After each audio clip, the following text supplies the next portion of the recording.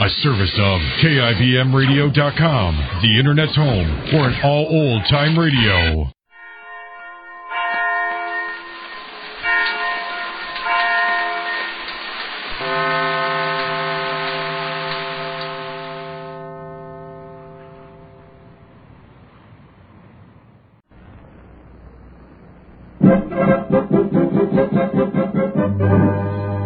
Jerry of the Circus.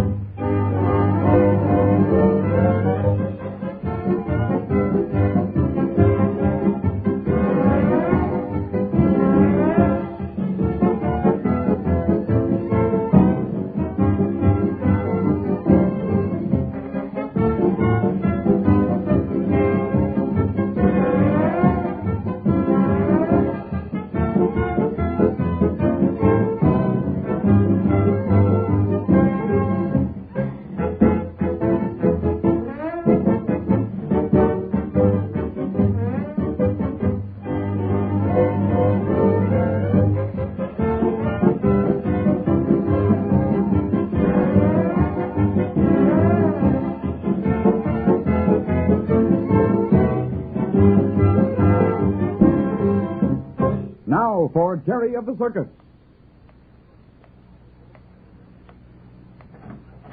Oh, Mr. Randall. Oh, yes. He's conscious now, and the doctor says you can see him for a few minutes. Right this way, please. Thank you. You say his name is Decker? That's what he called himself while he was working for me. Say, Miss Ellison, do you think I'd better have the police send someone over here yet? Oh, no, I hardly think so, Mr. Randall. He can't possibly be moved for some time yet. Is there any danger of Decker not pulling through? The doctor wasn't so sure yesterday. No, I think it's safe to say he'll recover all right. Here we are.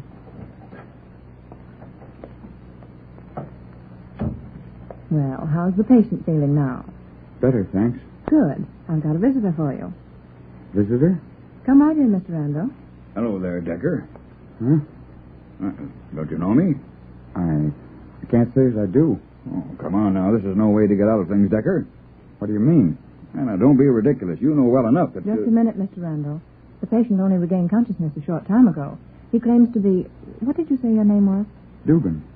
Daniel Dugan. Dugan? Those people wouldn't let me talk. Said I must be quiet for a while. How can I be when they say I'm out west and only last night I was in Baltimore? Baltimore? What I can't figure out is what happened. You mind if we talk, Miss Ellison? Oh, certainly not, but I'll have to stay in the room. That's perfectly all right. Now, look here, Decker. Dugan. You claim you were in Baltimore last night? I can't figure out what happened. I remember turning the cargo over to the zoo official. Cargo? What cargo? That shipment I brought up from South America. What are you talking about? Oh, I got a marvelous collection of birds this trip. I never saw such parrots as we found in the interior. The only unusual animal was a black panther. And did we have a time bagging that baby? What's the last thing you remember? I remember turning the shipment over to the authorities. Then I got my check. I had to go back to the waterfront to check with the captain of the boat about... Funny, I don't believe I even got to him. You don't know what happened to you? The way I feel, I must have been run over by a trolley car.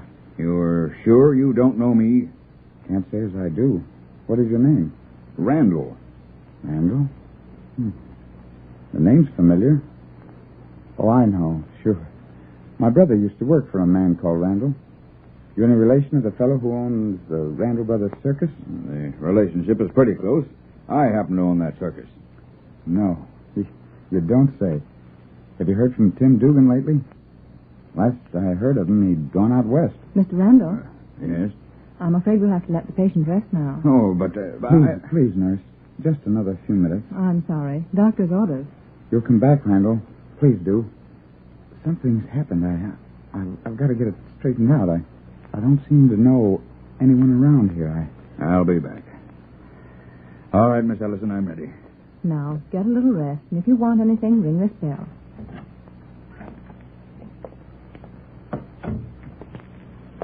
Well, what do you think? Now, I don't know what to think.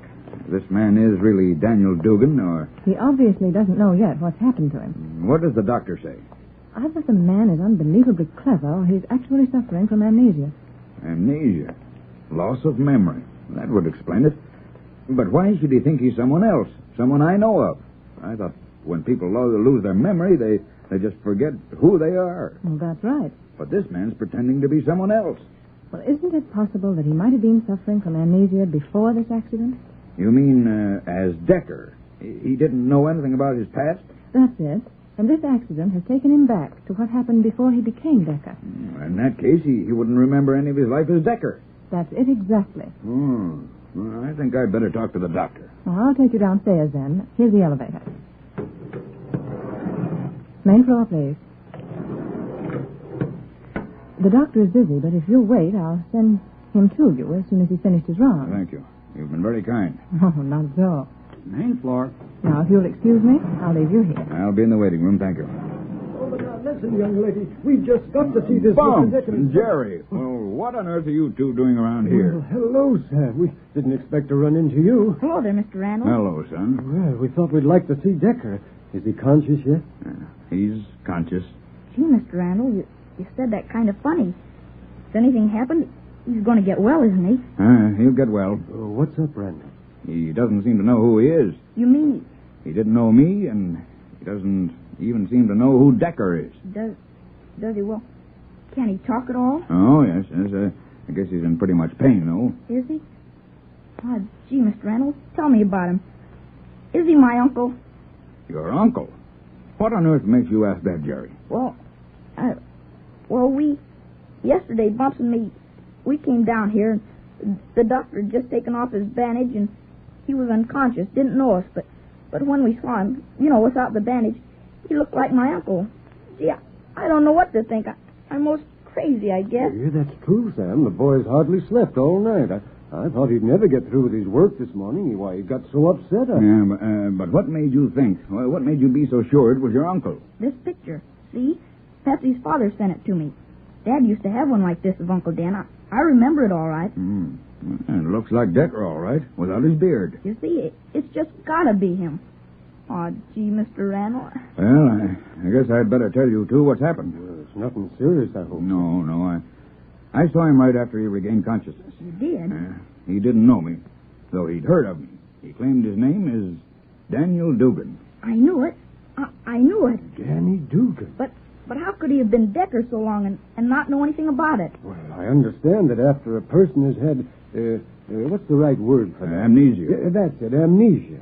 I understand that when they once get back their memory, they forget everything that's happened in between. I'm waiting to talk to the doctor now, but I think you're right, Bumps. Gee, then you couldn't hold a person responsible for anything they did that was wrong if they didn't know what they were doing, could you? Well, Well, now, you just stop worrying, Jerry. You know Mr. Randall will do everything he can that's fair. Yes, I know, but... I'll tell you what I will do, Jerry. I'm going to call the police station and see if they've gotten hold of Lorenz yet. We'll do everything we can to catch that man. He may know more about Danny Dugan than we think. Well, anyway, the money wasn't on Dugan. So it goes to show Lorenz was the real thief. He sure was. I just know my uncle didn't want to do such a thing. You think Lorenz could have hypnotized him or something? Well, hardly, but may have had some way of forcing Decker, your uncle, to do what he wanted. Bumps and I said we thought Decker was kind of afraid of Lorenz. Well, if you two will excuse me, I'll make that phone call. We've got to get Lorenz now. I'll be back in a minute. I just know my uncle isn't a criminal. Yeah, now don't you worry, Jerry. When they get Lorenz, we'll learn how all this happened. You'll see. Are you the two gentlemen that are waiting to see... Mr. Dugan? Yes. Can we see him now? If you'll come upstairs with me. The doctor says you may go in for just about 5 minutes. Gee. Mr. Randall was with us. He just went to make a phone call. That's all right. I'm sending the doctor right down to him. I'll have him tell Mr. Randall where you are. Well, thank you, nurse. Do we take the elevator? Yes, step right in. 3rd floor, please. Is Mr. Dugan going to be sick long? He's had a pretty bad accident. He'll be up and around in about a month. A whole month in bed? Well, that's not so long after being almost killed. Third floor. Here we are. First door on the left. Now, try not to get the patient excited. Can I go right in? Oh, yes, of course. Hello there, Mr. Dugan. Well, you're pretty popular this morning. I've got a couple of more visitors. Hello. Hello. Well, I'm Bumps with the Randall Brothers Circus. Bumps. Bumps. Of course. Sure, I saw you when you and Tim were... Sure thing. Gee, I'm glad to see an old friend.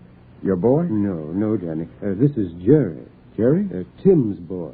No. No, I can't believe it. I'm Jerry Dugan, all right.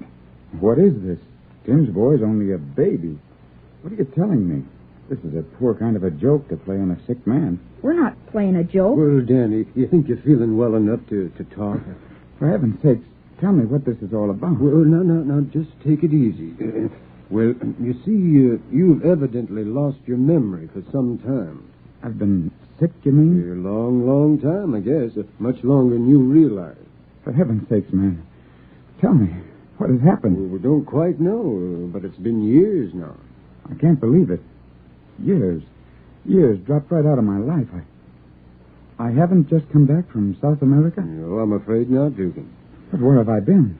Not in a hospital all this time. No. Golly, it must seem funny. Come here, son. You say you're Jerry Dugan. Yes, sir. Are you with the circus, too? I sure am. So your dad's back in the circus business. Funny thing. I thought he'd given it up. Well, no, Dad's not back. Well, Jerry, now, never mind now. I think Dugan's had quite enough for one day. What do you mean? What is it? You'd better finish as long as you've gone that far. Well, Out with it, boy. What is it? Dad died just a few weeks ago. No. Died. Tim, Now, just take it easy, old man. And this is his boy, Jerry. I'd begun to think I never would find you, Uncle Dan. So, you're working with the circus. Well, son, as soon as I get on my feet, I'm going to take care of you. I'm sorry, but you've already been here more than 5 minutes. Oh, yes, of course, nurse. Well, we'll go. How long do you play in this town? Oh, another couple of days, or we'll be back. Tomorrow? You bet. And can I bring Rags? Who's Rags? My dog. Oh, of course. Your dog. No wonder. I don't know about your dog. Or you. Or Tim. Well, goodbye. Goodbye, Uncle Dan.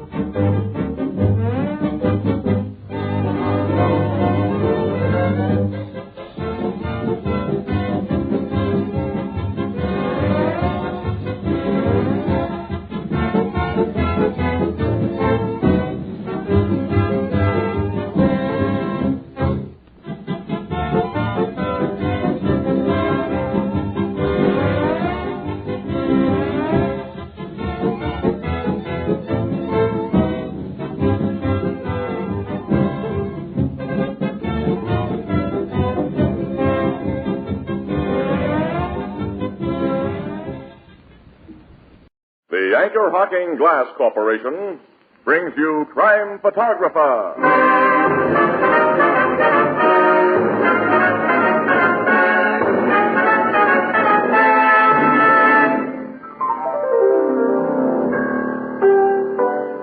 Well, Tony, what are you waiting for? 1950. That's when they hold the next elections for the Hall of Fame. Oh, you mean you think you'll get elected? Why not? Along with Washington and Jefferson and Franklin? Precisely. Yeah, but why? What is your claim to fame, Tony? It's irrefutable. I work for Anchor Hocking, the most famous name in glass.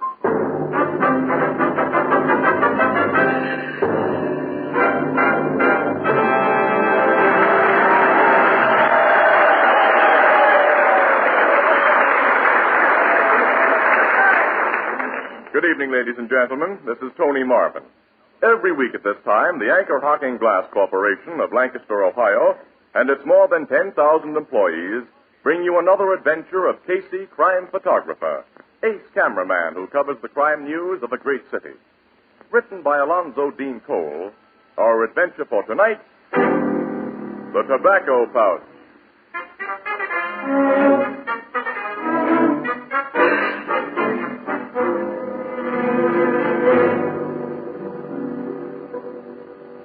Afternoon, shortly after 4 o'clock. The Blue Note Cafe. A huge middle-aged man enters the bar, orders a beer, empties his glass in one gulp, tosses a bill to Ethelbert the bartender, and starts out. Before he reaches the door, it opens and...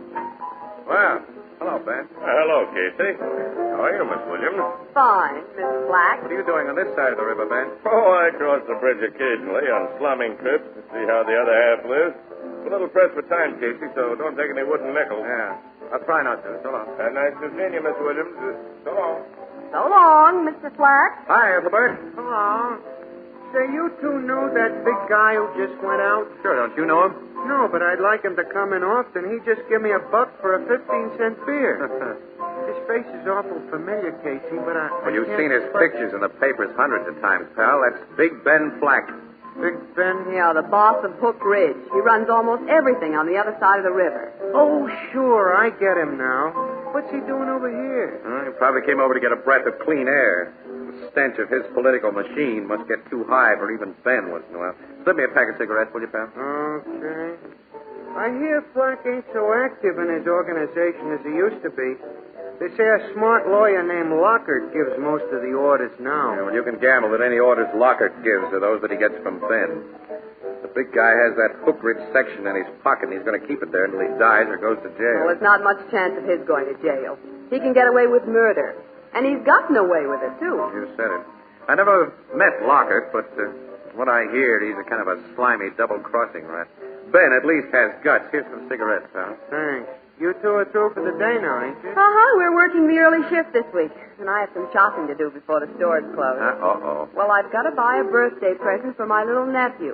And you know what boys like better than I do, so you're going with me. Uh-oh. Okay, where'll we go? We're going to Bumstein and Riley. Annie, not a big department store like that where 8 million women are looking for bargains. I'm looking for bargains, so that's where we'll go. No. Casey. Not Bloomstein and Riley. Yes. No. Pal, as my sister Edna says, quote, a woman's will is always stronger than a fella's won't, unquote. So start walking, Casey.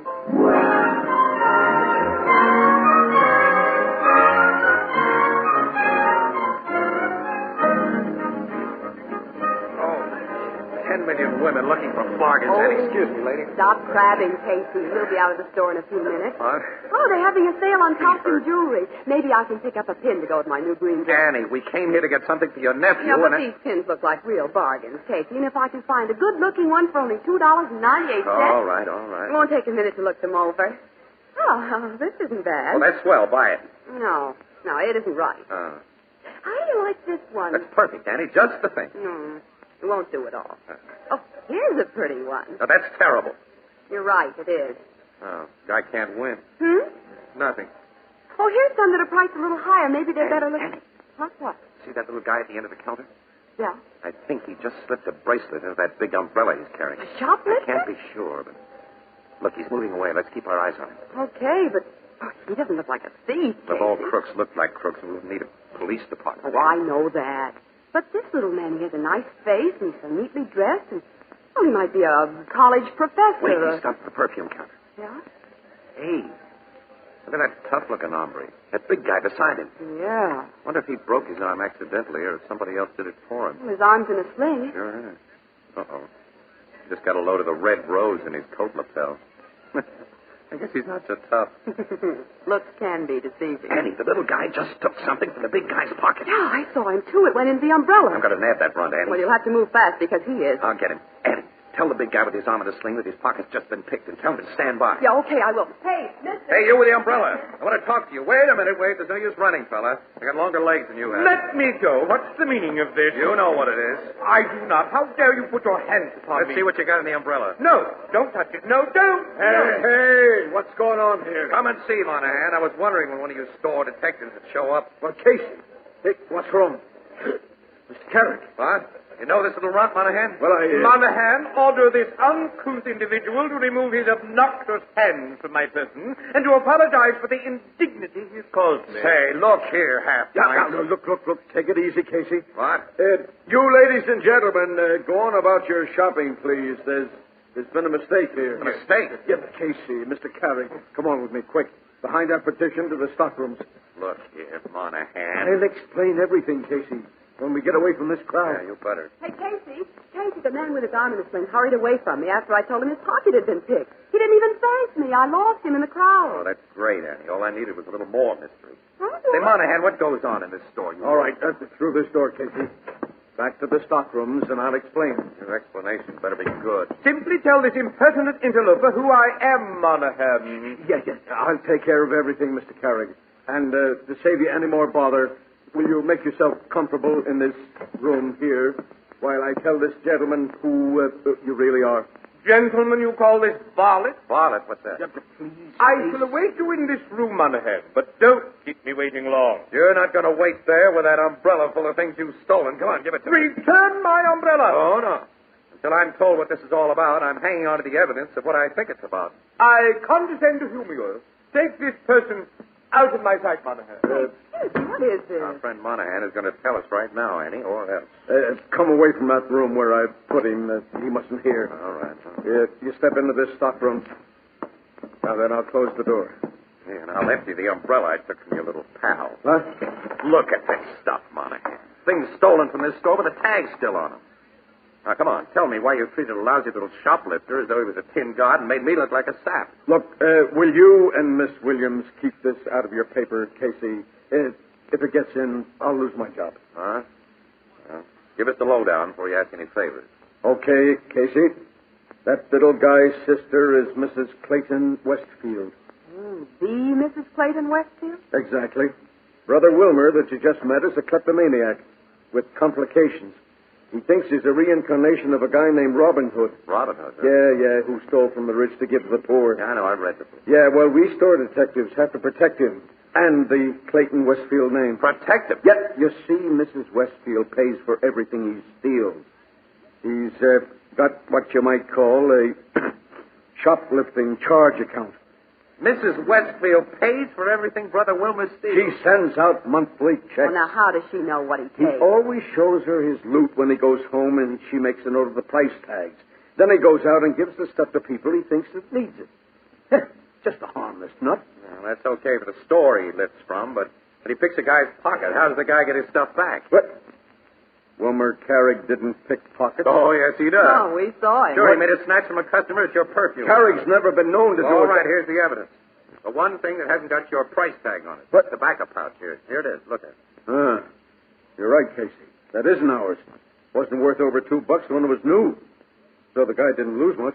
Lost the key to his hotel room. That a key? Sure, it's inside the pouch. Ben Dixon hotel tag on the key. I'll send her right over there. Well, the man couldn't have wanted it very badly. As I told you, Casey, he walked away when I told that him was his pocket. true. Wasn't it? I can't figure why Carrick took... He's no dip. All right, let's ask him. All right, come on. Now, look, Casey, humor the nut, will you? He'll do anything for you if you treat him like a big shot. All right. And, well, you know, as I said, his sister is important. Yeah, okay, Monahan. I'll even call him your Royal Highness. It'll help you. Well, here's the room I left him in. We've come back, Mr. Carey. Hey, Monahan. Oh, He's lying on the floor and there's blood on his head. He's been blackjacked. Is he Wait till I see.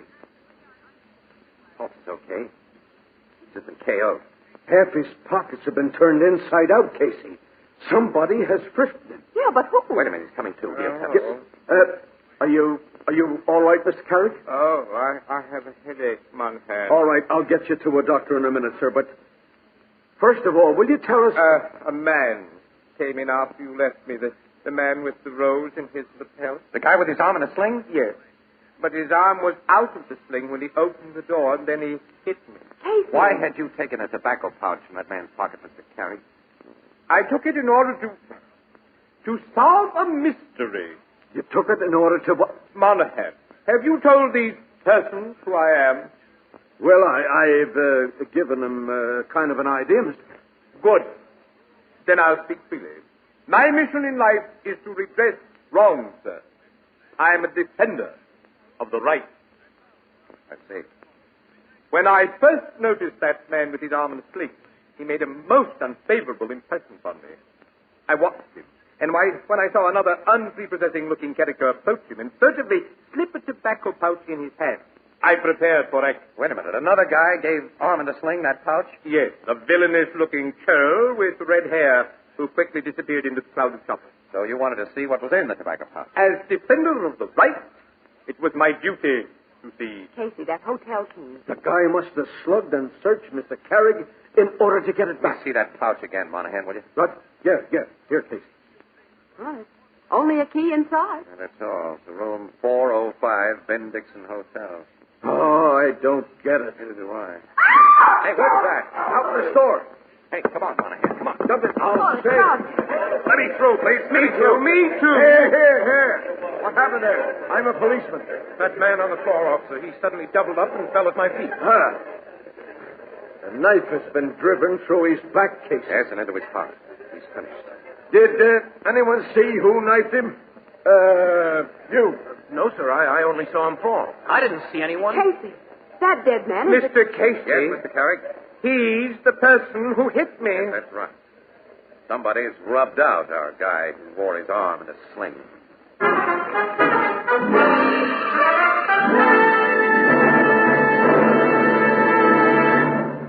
Our story will continue in just a moment. I've got a good word for everybody who likes good beer. And that good word is glass. Yes, glass. Beer in glass. Beer in glass bottles.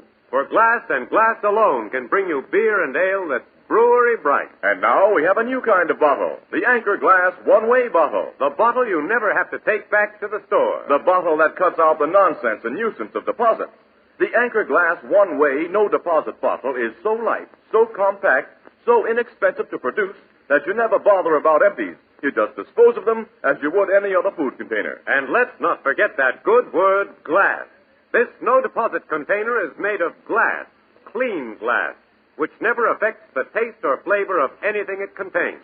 No wonder the Anchor Glass one-way no-deposit bottle is sweeping America. If you want perfect flavor, demand your beer in glass bottles.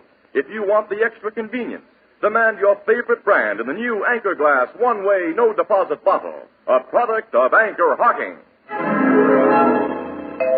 The most famous name in glass.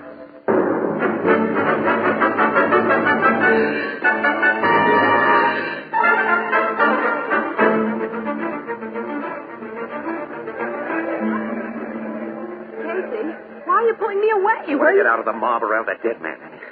Annie, we may get an exclusive story if we work fast. How? I've got that tobacco pouch in the hotel key. Well, I don't see how Think back, Annie. There was nothing the matter with that guy's arm. Well, why did he wear that sling and a red rose in his lapel? Oh, as a means of identification? Sure. There's somebody who didn't know it. And the red-headed man slipped in the pouch. Containing only a key, which he tried to get back after Carrie took it, but which he wouldn't claim openly when you tipped him that it had been taken. Then he gets a knife in his back. Well, I'm going to use that key to find out why. Well, how'll you use it? You unlock room 405 at the Ben Dixon Hotel before word gets around that Arm in a Sling is dead? Oh, now, wait a minute, Casey. You give that key to the cops and let them... Yeah, let them grab a possible exclusive. But we may walk into serious trouble. Annie, you're not walking into anything. I'm going alone. Oh, no. Oh, yes, definitely, yes. If anybody's waiting in that room, they're going to be expecting a guy who'll show up alone. Well, the dead man is about my size and coloring, and I'll have my arm in a sling and a red rose in mine. It's buttoned. You have... Sure, come on, we'll buy him right here. Oh, now, wait a minute. This sounds too dangerous, Casey. I won't let Look, you. kid, you'll go with me to the Ben Dixon and park yourself in the lobby. If I'm not down within half an hour, you call the cops.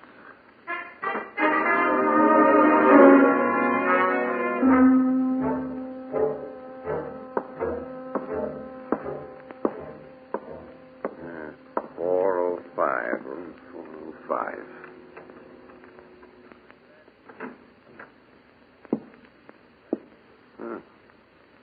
Empty. A bare hotel room. Nothing here. Uh-oh. Connecting room. Hello, Slate. Hello? I expected you sooner than this. I got here as soon as I could. Come on in. It's more comfortable in here. Peephole in the door, I see. I wanted to be sure the man I talked to wore the identification agreed upon by you and our friend in Chicago. You made quite a reputation for yourself, Slate, as a careful workman. Also, as a man who doesn't ask questions. If I ask questions, I want to know why you got your face covered up with a mask. I think you can figure that one. I'm careful, too. Especially when I hire a killer like yourself. It's smart to be careful. Now that we understand each other, I'll give you your directions.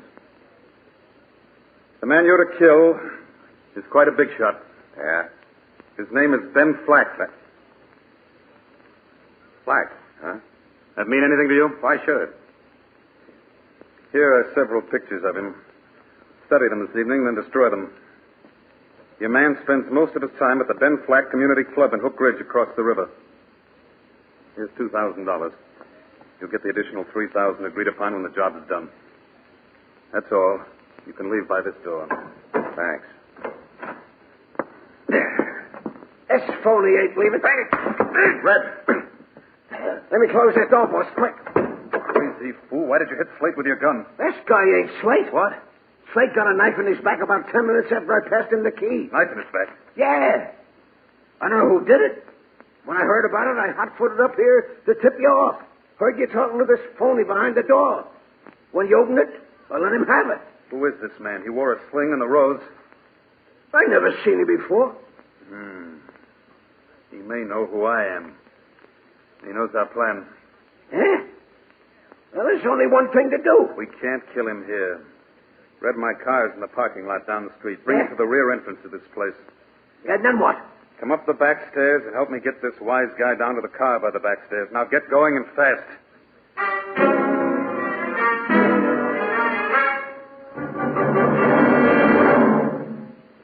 He made me promise not to call you police unless he stayed upstairs over half an hour, Captain Logan.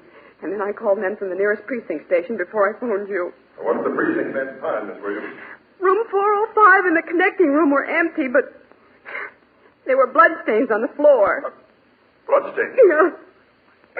Captain, they think somebody killed Casey and carried his body down the back stairs. Well, it'd serve him right. I warned this sap he'd butt into police business once too often, and I warned you. Captain. I'm sorry, Miss Williams. I often want to murder Casey, but nobody else is going to do it.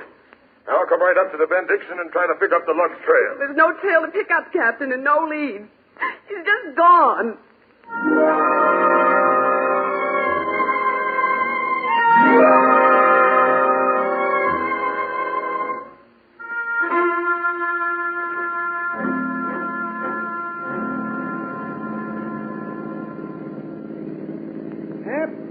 There's your stopping place, phony.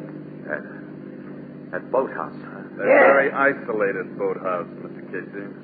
Oh, you've found out who I am. Yes. From press cards in your pocket while you were unconscious. Well, you must know it's pretty dangerous business to knock off a guy in my racket. The newspapers will never get off your tail. Won't be nearly as dangerous to kill you as it would be to let you live. You've learned too much. Yeah. I'll say. You able to get out of the car under your own steam? I guess I can make it. Open the boathouse door, Red. I'll keep this snooper well covered. Okay, Lockett. Oh. So you're Lockett. Ben Flack's lawyer. Yes. Doesn't matter whether you know who I am. Now. All right. Come on inside, Mug. Nice place we got here. Don't you think? You're going to bump me off. I'm going to kill you, Casey. You tried to make a fool of me, and I don't forgive that. That wouldn't you? Drop those guns. This place is surrounded by police. Cops! Lockett! Drop those guns or we shoot. We can't put up a fight against men we can't see. Drop your gun, Red. Oh, huh? Okay. Pick up those guns, Casey. That's the sweetest order I've ever taken. All right, you cops can show yourselves now. I've got the guns. There aren't really any policemen, Casey. Huh? Only me. Mr. Collins. Hey, who's that little runt? That half-pint tricked us. Watch your tongues, varlet. Yeah, keep your mitts in the air. Mr. Carrick, I've never been so glad to see anybody in my life, but I don't understand. It's all very simple. You tried to steal my mystery. I tried to steal your... Certainly. I got that key from the man who was killed. Then you made off with it for your own selfish purpose. As defender of the right and redresser of wrong, I naturally followed Joe. You followed? To the Benediction Hotel. I proceeded up the back stairs to room 405. Entered by the door you had neglected to lock. And listened at the door to the connecting room. You heard what I said to Casey? Yes, varlet. Oh, so that's what a varlet is. And what you said to your red-headed henchman then. Now, just... When he left your car at the rear of the hotel to assist you with Casey, I concealed myself in its fortuitously unlocked luggage compartment and rode here with you to the rescue. Wilmer, pal, you're some guy. Look, before we drive these two birds to the nearest police station, Mr. Carrick, will you give them a frisk? They just might have an extra gat on them. I was about to suggest such a procedure, and I am an expert at frisking. What? No. Oh, yes, I see what you mean. Don't try anything while he's going over you, Lockett. Or you, Red. Well, you... I'm not a gunman like you, Birds, but I'm a pretty good shot. All right, are they clean, Mr. Carrick? Quite the contrary, to be literal. But we need have no fear now that they'll produce a hidden gun. Okay, you two. We start with the cops. Look, Casey, maybe we can make a deal. Forget it, Lockett. Don't be a fool. Every man has his price. Mine's too high for you. Defenders of the right cannot be purchased. To the cars, Casey. Wait. Outside, Lockett. You two, Red. Go to the cops. No, they're not. Who is... Ben Flack. Ben, the big boss. Surprised to see me, Lockett? You and Red? Well, Casey, feel anything at the back of your neck? Yeah. The gun in the hand of a friend of mine. Better drop the two cats in your hands. There is a man behind you, Casey. Drop him, mister. Okay. Bring him up, Joe. Now, Joe and I will rearrange the plan you two had. Then how do I happen to be here, Lockett? Oh, I've been keeping a steady eye on you and Red for a long time. You haven't made a move I haven't known about. The dirty double-crossing rats. You never put anything over on Ben Flack. I knew about the red-hot your Chicago pal shipped on here before he even got on the train. And one of my guys put a shiv in his back before you ever saw him, Lockett. But I'm taking the pleasure of killing you and Red myself. No, Ben, don't. Lockett, do that. That ends that. Casey, I'm sorry you and the little guy here had to see what just happened. I can guess what you mean, Ben. This overgrown murderer is altogether obvious, Casey. We are dangerous witnesses. That's it. Joe? Yes, boss? I've always kind of liked Casey, and I'm soft-hearted with guys I like. You do it. Sure, boss. Not if I can help it. Don't let me go. Now, boy, let him get your gun. I'll flip him on the head. That you will not do. Now I'll shoot the other one. Wait a minute, you don't have to, Wilbur. I've got him under control. Hey, where did you get that gun you shot Ben Flack with? From Red. Huh? I found it concealed in his pocket when I searched him in the boathouse. You didn't tell me. I retain my old Robin Hood technique, Casey. I never tell anybody everything. Huh. I hope my bullets didn't kill this murderer. I prefer to let the law take its course in such matters. No, you only winged him. He'll live. Till after a jury hears our eyewitness testimony. Excellent. Well, I'll pile these two sleeping characters into the car, get them to the cops before anything else happens. We've had an adventure this afternoon and evening, haven't we? You said it, Wilmer. I've been conked on the head, taken for a ride. Thought twice I was going to be bumped off, and... you know, pal, I'm kind of all in. Brother defenders of the right should not be too critical of each other, Casey, but I'm afraid you have no staying power.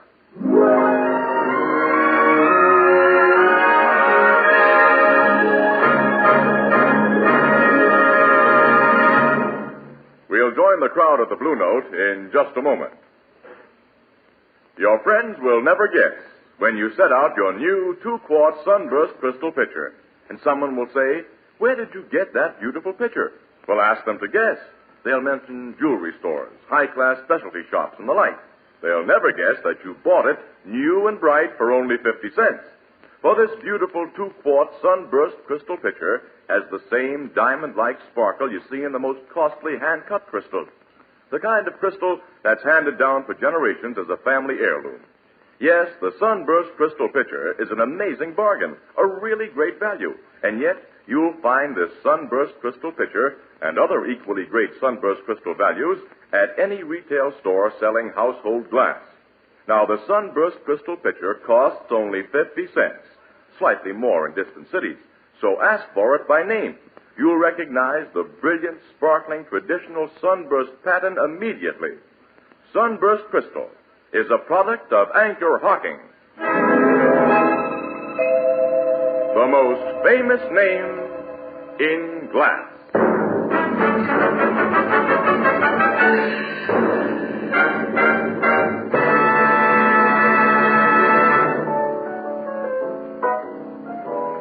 With Locker dead and Flack got dead to rights for killing him and that redhead, Casey, it sure looks like you and that Wilmer Carrick has busted up the Flack political machine. Huh? It'll be pretty hard to reorganize with the ringleaders out of the picture, Edward.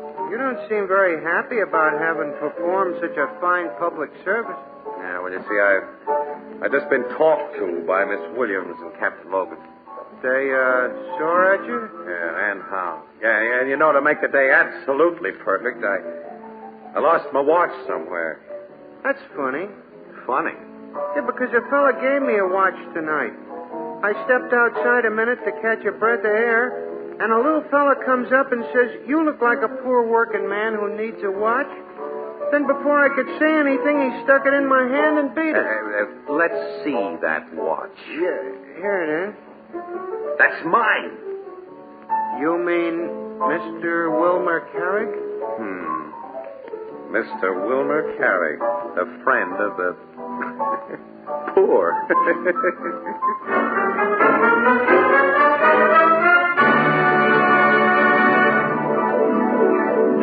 Crime Photographer, starring Stotts Cotsworth as Casey, is brought to you each Thursday by the Anchor Hawking Glass Corporation, makers of Fire King Oven Glass, Anchor Glass Containers, Anchor Caps and Closures, all products of Anchor Hawking, the most famous name in glass.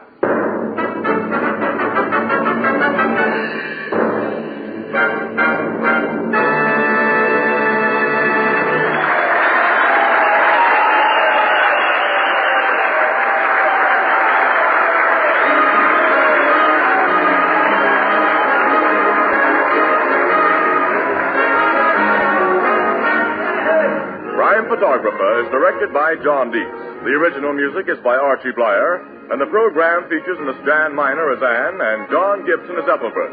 Herman Chittison is the Blue Note pianist. This is Tony Marvin saying goodnight for the Anchor Hawking Glass Corporation of Lancaster, Ohio, with offices in all principal cities of the United States and Canada. Thursday night on CBS is the biggest show in town, so stay tuned for exciting dramatizations on Reader's Digest Radio Edition, which follows immediately over most of these stations.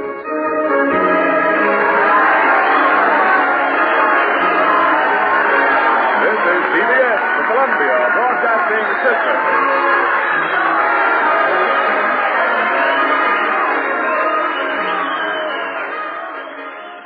The Broadcasting System presents...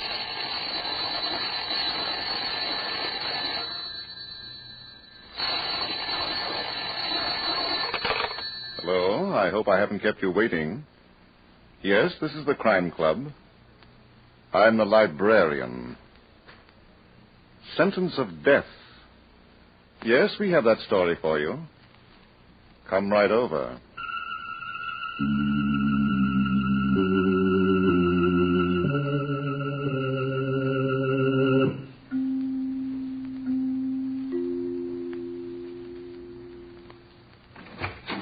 Ah, you're here. Good. Take the easy chair by the window. Comfortable? The manuscript is on this shelf. Here it is, Sentence of Death. The very intriguing story of a conflict that proved that justice was not blind. Let's look at it under the reading lamp. Paul Remsen was elected to the Supreme Court bench by the people of his county in November. He was sworn in January. And by April, he was already one of the most popular judges in the county. It was late afternoon. Court had adjourned for the day, and Judge Remsen was in chambers, putting some papers into his briefcase. Homework, he called it. When Senior Judge Graham Palmer walked in and sat down in the chair alongside Judge Remsen's desk. What's the matter, Graham? I'm glad you're still here, Paul. Have you heard the news about Sam Howard? Why, no. He had a stroke. Oh, good Lord. How bad was it? The doctor believes he'll be all right, but he'll have to rest. A long time. Well, naturally, the longer the better. Yes, but in the meantime, we have the problem of what to do with Sam's calendar. I phoned Allerton County to send us a judge, but, well, nothing doing until the middle of next week. Well, now, if there's any part of Sam's work you'd like me to take over... There is, Paul. A matter that's scheduled for tomorrow morning. Well, of course. What is it? The People versus Martin Rivers. Martin Rivers. Oh. I know how you feel about such matters, and I do it myself, Paul, but the governor's appointed me to a special board of inquiry. I know. We start hearings the first thing in the morning. Yes. Graham, I don't know if it's in me to send a man to his death. Even if the law says you must? But it's capital punishment, Graham. I've always been against it. But it's the law, my friend. And you've taken an oath to uphold it. Yes, but... Martin Rivers was tried and convicted of murder in the first degree. The sentence of death is mandatory under the laws of this state. I know that, Graham. It's our duty to impose that sentence, whether we like it or not, until the law is changed. Give me a chance to think about it, will you? Of course. And if you should find that you can't go through with it... I'll resign from the bench. Nonsense. We need you. No, Graham. I'll either do it or quit.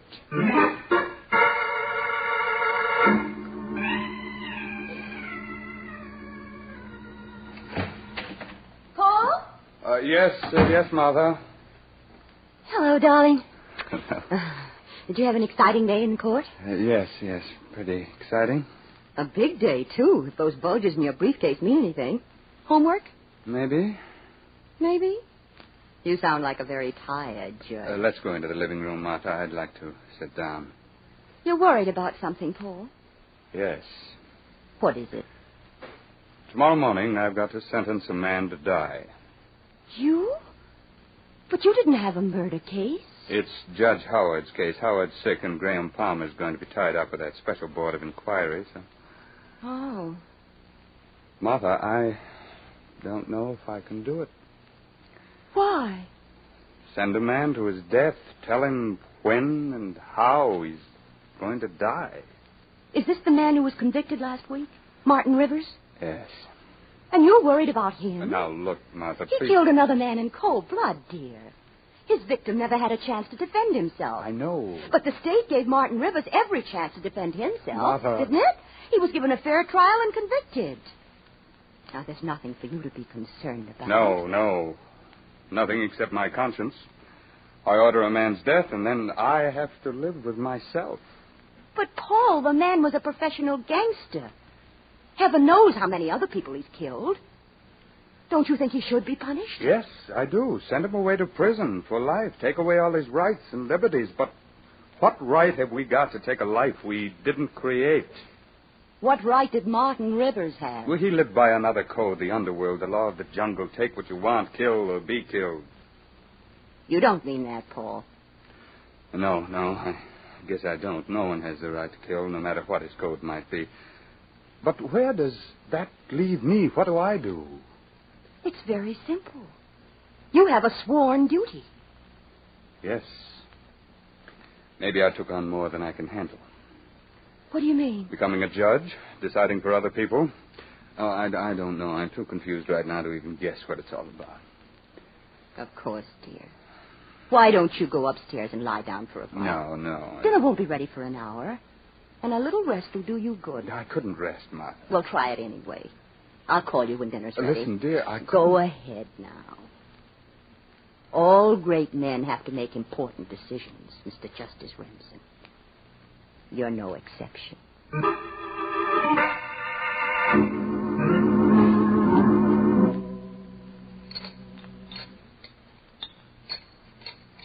Paul.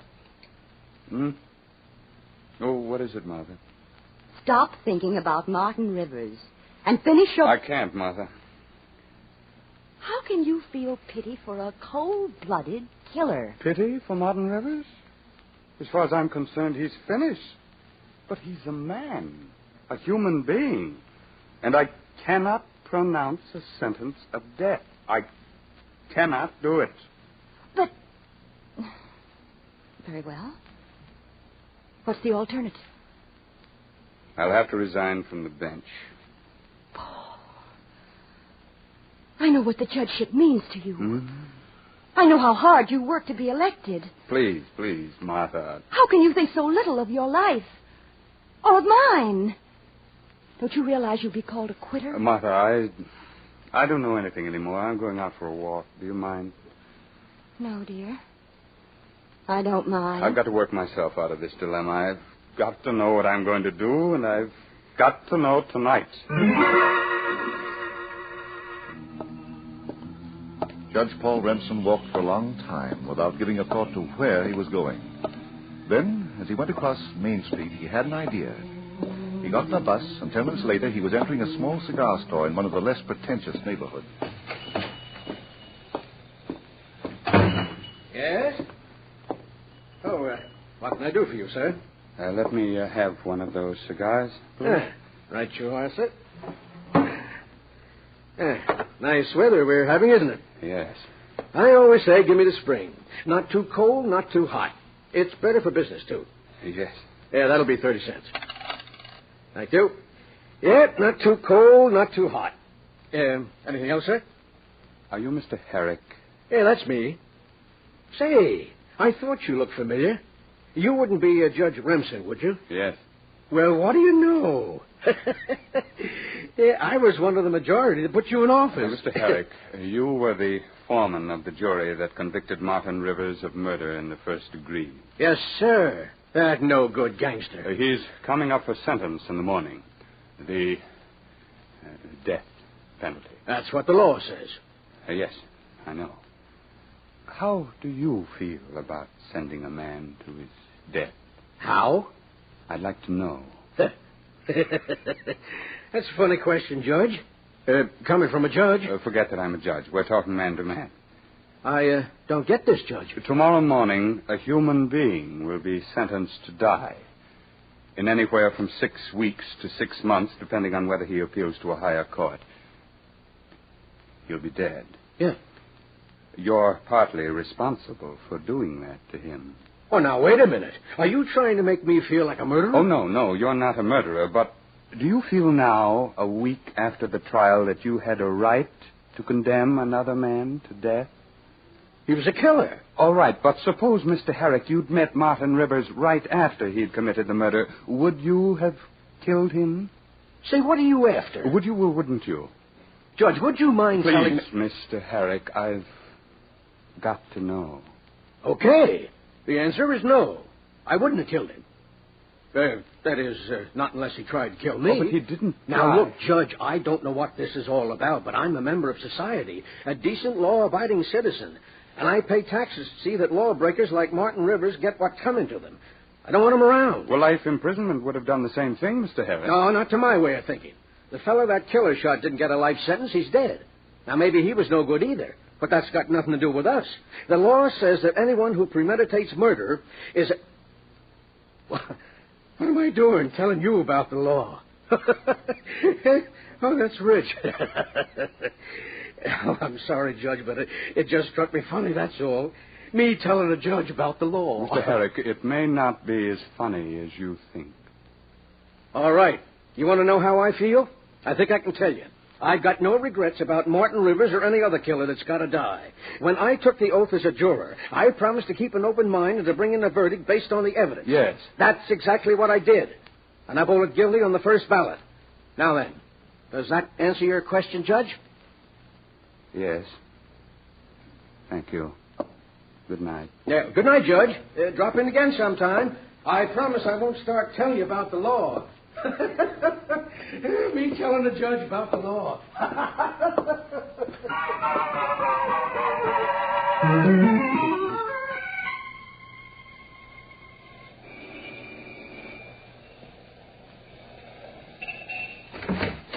Good evening. Hello, Dr. Benjamin. Paul Remsen. Forgive me, I didn't recognize you. That street lamp behind you in my old eyes. Come in, won't you? Thank you. How have you been, Doctor? Oh, as well as an old man can be.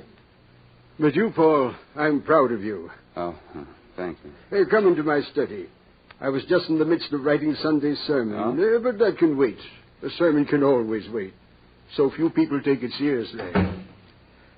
So, make yourself comfortable, Paul. Yes, thank you. It's been weeks since we had a real visit. Being a judge keeps you pretty busy, doesn't it? Yes. Does it also leave you no time for happiness? Hmm? You seem depressed, my boy. More confused than depressed, Dr. Benjamin. Tell me about it. I've been given an assignment. A man's life. A criminal. He was found guilty of murder. I see. Oh, it's my duty to sentence him tomorrow morning. But You find that you can't do it? I can't make up my mind. Well, it's difficult. I know it's my duty to pronounce that sentence. The man committed murder, cold-blooded, premeditated murder, and the law is explicit. But still, I can't get it out of my mind that in sentencing that man tomorrow, I'll be sentencing myself. Why? My principles, the code of a lifetime. What right have I got to order the death of another man? Well, the law gives you that right, Paul. As a man, Pastor? Do you want me to answer that? No, it's something I'll have to decide for myself. Then why did you come to me? I want to talk. And I don't know where I can talk more freely than before you. I want to expose both sides of the case to myself in words that I can hear. There are two sides, Doctor. You know that. Well, there may be. Now, I'm a judge. I took an oath to uphold the law. The whole body of law, including the criminal code, the code of crime and punishment. By man unto men. Yes. But where did that law come from? Yes? It came from the Bible. Our whole concept of criminal law is based on the premise of an eye for an eye, a life for a life. Yes, that's true, Paul, unfortunately. But there's a higher law, a moral law. And that, too, comes from the Bible, my son. Yes. Thou shalt not kill. That's what I mean, Dr. Benjamin. Which law do I follow? Oh, I can't answer that, Paul. I'm a minister. My way of living is different from yours. I've taken an oath, too. But it's an oath to uphold the laws of God. If I had chosen another way of life, perhaps the laws of man would be more important to me than the Word of God. I don't know. But I admire you greatly. You have mercy in your heart for a man who had no mercy. That's good, my son. Whatever you do, whatever decision you make, I'm sure you won't be less of a man. Oh, I'm sorry I can't do more to help you, Paul. But your soul is your own. No one can keep it for you while you're on this earth. I know. Thanks, Doctor. No thanks to me, son. Well, I think I'll be going now. There's one more stop I've got to make. It might be the last.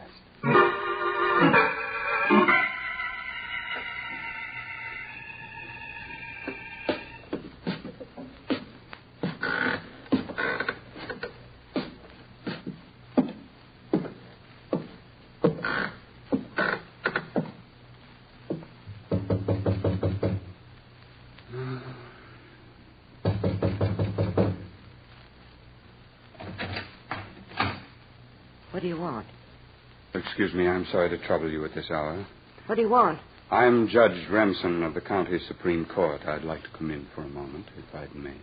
Judge Remsen of the Supreme Court, but I... Please, Mrs. Dover. Oh, sure. Come in. I'm sorry. You see, I wasn't expecting you, and the house is in an awful mess. Oh, please don't apologize to me. My daughter Mary went out and left everything for me to clean up. She always helps me, but tonight she... Judge, what do you want? Your son, Frank, was killed by Martin Rivers 4 months ago. You've come here to talk about Frank? No. I've got to sentence Martin Rivers to die. To die? Mother... Well, do you think I ought to say no? You can't stop it, Mrs. Dover. The law makes it compulsory. If I don't do it, another judge will. He killed my boy. If you could say no, if you could stop the sentencing, would you do it? You're asking me, Frank's mother? I'm trying to make up my own mind, and I must know how you feel. Oh, what good will it do me if that man dies? Will it bring back my son? Will it help me to sleep at night? Is that how you really feel? Well, will it? You would keep him alive, wouldn't you, if you could? Let him live? If you could. Well, why didn't he let Frank live? He killed him. But... All right. Frank was no good. He told lies. He beat people. He was a gangster with a gun in his pocket. He slept all day and all night he was out. Oh, no, Lord.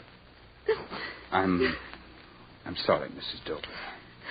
Oh, well, maybe he was a thief, too, but for that you don't deserve to die, to be murdered. No one has a right to kill. No one, Mrs. Dover. Is that what you really feel? Oh, how can I say what I feel, Judge? I brought up 2 children. One's gone. One night he said to me, "So long, Mama." And he went out. Then the police came and told me he was dead, a bullet. How do I feel now, Judge?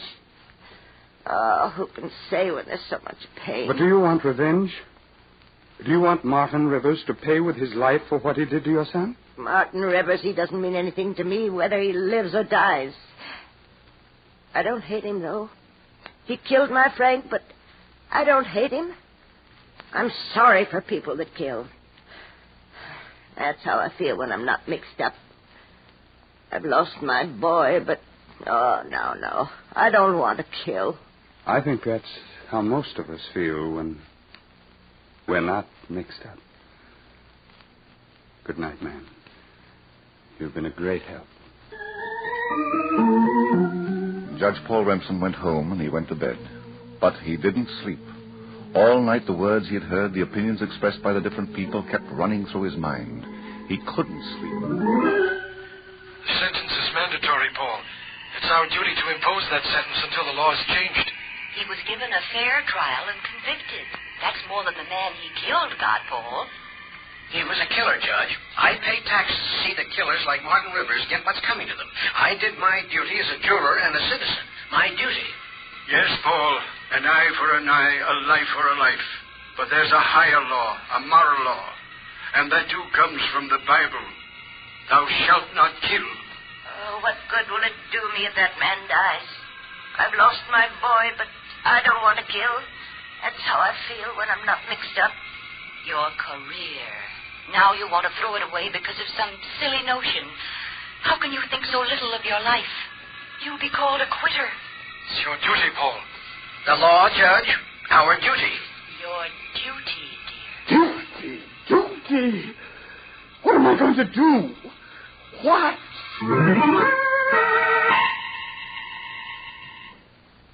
Well, Paul? I don't know yet, Martha. Are you going to court this morning? Yes. Well, that's something. It may be the last time. I'm going with you. Martha. Don't you think I should go? I'd rather you wouldn't. It's my problem. And mine? I promise not to interfere, Paul. Whatever you do will be all right with me. Will it? Don't you believe me? You understand, then? I think so. I hope so, dear. Now, let's go downstairs and have some breakfast.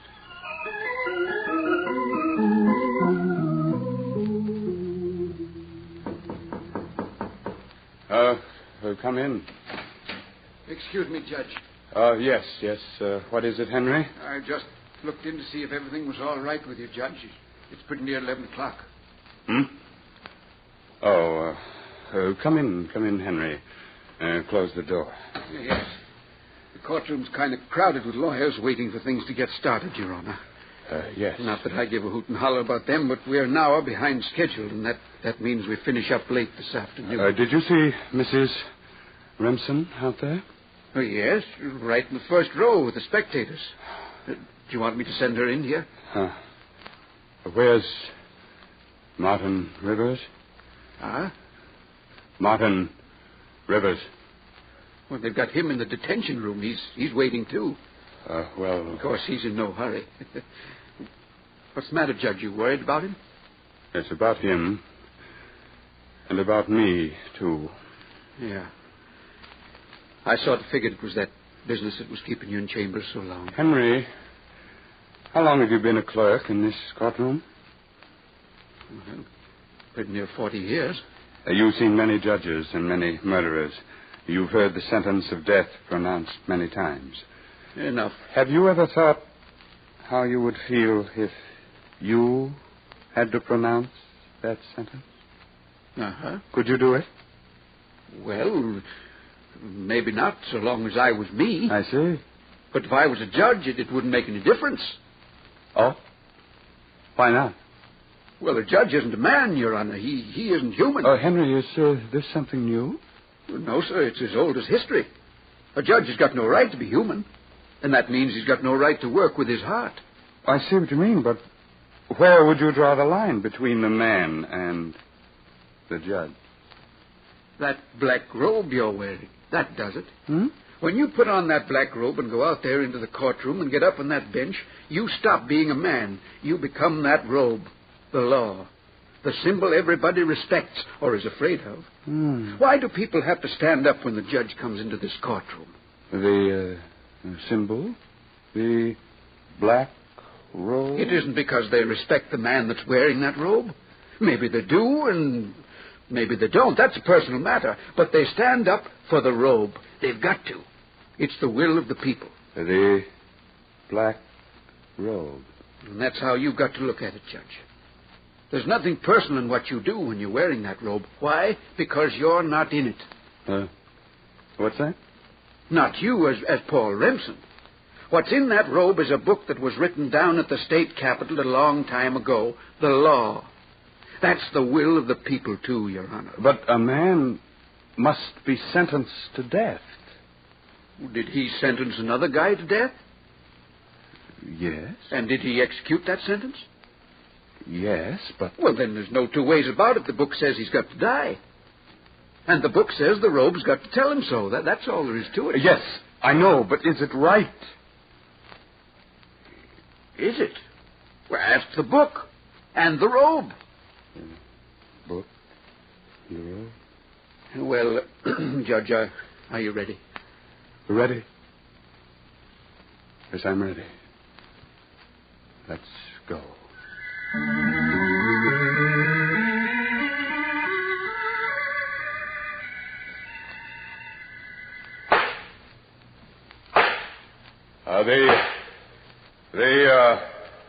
The clerk will call the business of the day. People versus Martin Rivers. Bring the prisoner to the bar.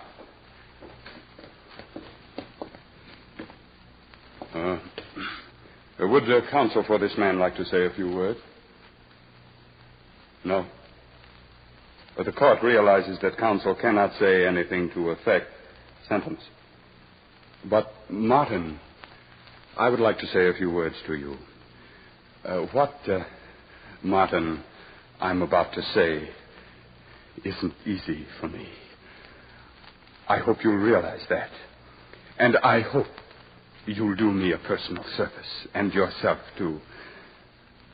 There's a chaplain at the state prison, a fine, understanding man. I've known him for a long time. Let him counsel you. Let him talk to you. And please, Martin, listen to him. He can do you a lot of good. He'll give you peace of mind, and perhaps peace in your heart. What is it, Judge?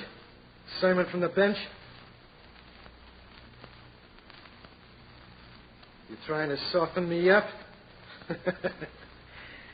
Okay, give me the works, and let's get out of here. I know it's coming to me, and there's nothing you can do to change it. So throw the book at me. Wise guy. Martin Rivers, you have been convicted by a jury of murder in the first degree. The sentence of this court is that you shall be delivered into the custody of the sheriff of this county at once, and by him delivered into the custody of the warden of the state prison, where one night during the week of May 14th you shall be put to death in the manner prescribed by the laws of this state. And may God have mercy on your soul. And may God have mercy on my soul, too.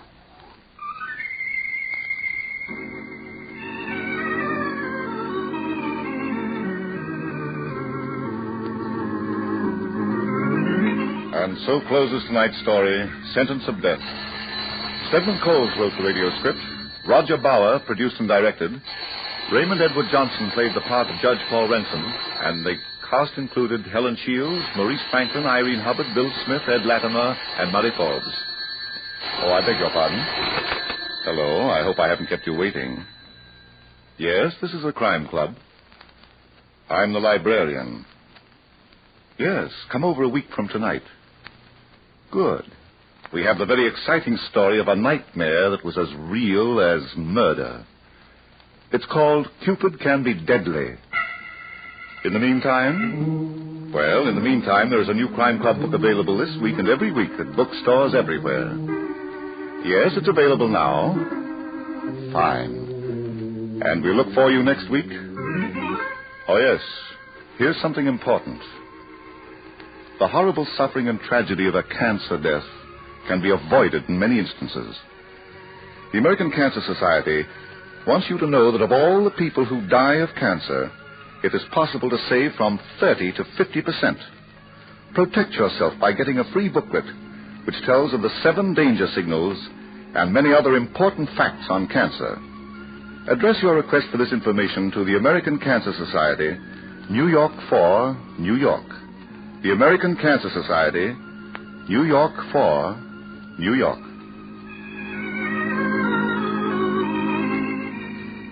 This program came from New York. Stay tuned now for another mutual favorite, Quiet Please, which follows in just a moment. This is the Mutual Broadcasting System.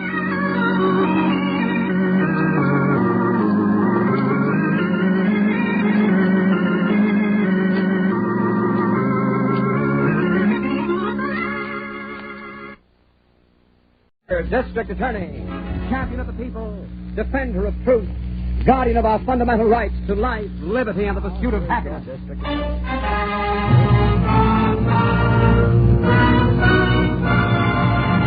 Mr. District Attorney is brought to you by 2 famous Bristol Myers products, Vitalis and Sal Hepatica.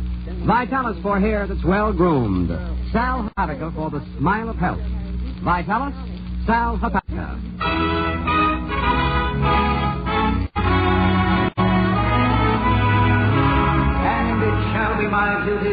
District Attorney not only prosecutes to the limit of the law all persons accused of crimes perpetrated within this county, but to defend with equal vigor the rights and privileges of all its citizens.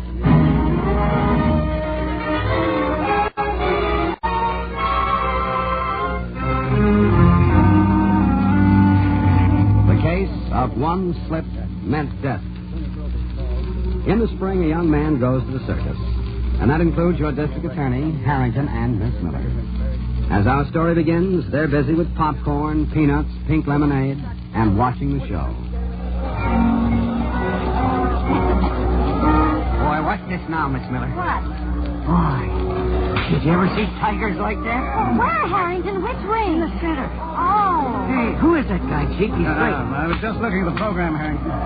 Oh, here it is, number 24, presenting Chris Kane and his death-defying dance of the wild beast. Oh, gee, they're beautiful, aren't they? Yeah. Tigers? Uh-huh. Yeah, watch Kane's footwork, Miss Miller. That's what's beautiful. Yes, isn't it? Hey, just see that one snarl at him? Yeah. Boy, they ain't kidding. Now what? It's the finish of the act, Miss Miller. Oh. He's supposed to light a cigarette in front of that tiger. What? Yeah, the big one, Miss Miller. Look. Oh, I don't want to look. Watch him now. He keeps getting closer to the tiger, and all of a sudden he lights that cigarette right in his face. Well, I'm just as glad I'm up here, aren't you, Harrington? Yeah, now, Chief. Hey, there he goes. Yeah. Watch him, Miss Miller. Yes. Hey, Harrington, that tiger got him. Let's get down there. The crowd might get out of hand. Come on.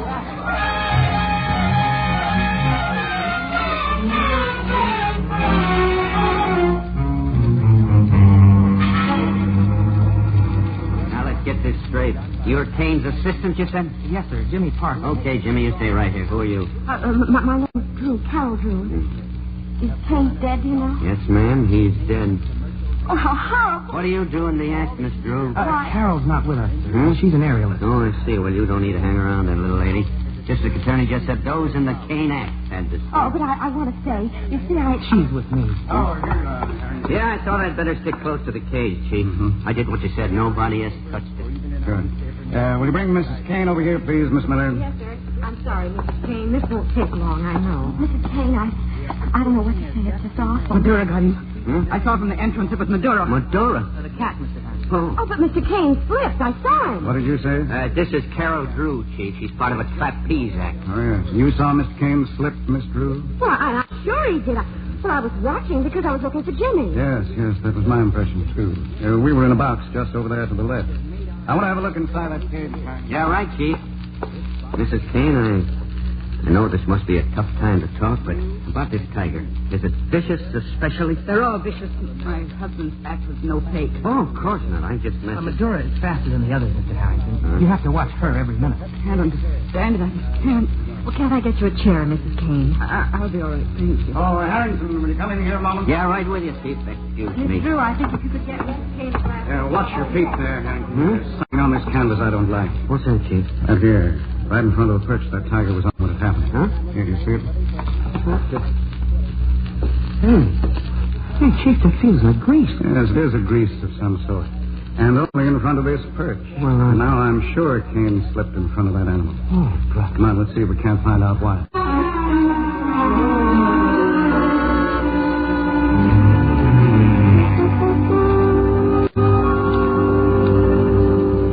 Jimmy. Yes? Jimmy, this is awful to think about now. At a time like this, I mean. But... Think about what? Well, the show will have to go on, Jimmy. You know that. And everybody knows you know the act. Well, you can handle the cats just as good as Mr. Kane did. Carol, wait. We have to think about it, Jimmy. Why, if you do the act, that'll mean more money, and then we can... Honey, please, listen. I know we've waited, baby. Darling, I know every minute of it. Even before I went overseas. Well, then? I don't want to do the act. What? Oh, don't get me wrong, baby. It isn't that I can't. Well, don't you see? The cats belong to Velma now. All of them. Velma? Mrs. Flynn. Well, sure they do, Jimmy. But... Well, my goodness, she can't do the act. She isn't even Circus. I know that. Jimmy Parsons, what are you trying to say? You're like a little boy. Velma likes me, Carol. Oh, for Pete's sake, I don't have to spell it out for you, honey. She's in my hair. She's been that way for months. Mrs. Kane. Don't you see? If I did the act now with her cats and everything, it'd be worse than ever. Much worse. Oh. I didn't know. I had no idea at all. I didn't want to worry you. Mrs. Kane. I just can't believe it. Don't let her fool you, Carol. She's tough. Yeah, I heard that once. One day in the commissary, someone said she'd been arrested or something a long time ago. Come in. Jim, Come in, Mrs. Kane. You know Carol Drew, I think, with the Parkers. You'll forgive us, won't you? Jim, I want to talk to you alone. Well, yes, of course. Is the phone connected in your dressing room, Carol? Yes, it is, Jimmy. Room 72. I'll call you, okay? Yes, please do. Mrs. Kane, I want to say... Some other time, my dear, if you don't mind. Oh, I'm sorry. Do you want to sit down? Sorry if I was rough with your little friend, Jim. It happens there's a lot to think about. If there's anything I can do, or any way I can help, I Oh, wish for you... the love of heaven, Jimmy, don't you start, too. I look lousy and black and crying makes my mascara run. Sorry. This flat out harms me here. I can get away from the sympathy routine. Sit down, will you? You said you wanted to talk to me, Mrs. Kane. Oh, I see. See? The Mrs. Kane routine. You know, Jimmy, in all my life, I never... No, I'll be darned if I will. It's getting late, Mrs. Kane. Be darned if I'll sit here trying to think of how to work this. Is it that girl, Jimmy? The one that just went out here? Carol? I don't care about anything, Jimmy. Not anymore. Look at me. But Look at me, I said. Do you think this is for laughs? I think you'd better... Ever since you got here. Ever since you smiled for the first time.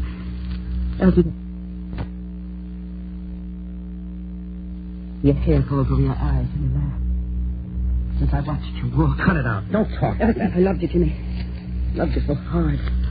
So far down deep inside me, it aches and pains like it was going to kill me. Jimmy, please, I'm dying with the pain. Jimmy, please. You'd better go. Please, Jimmy, oh, please. I'm sorry, Mrs. Kane, but it's just no good. It isn't, and it never could be. Now, if you'll excuse me, I'm going to find Carol. Jimmy.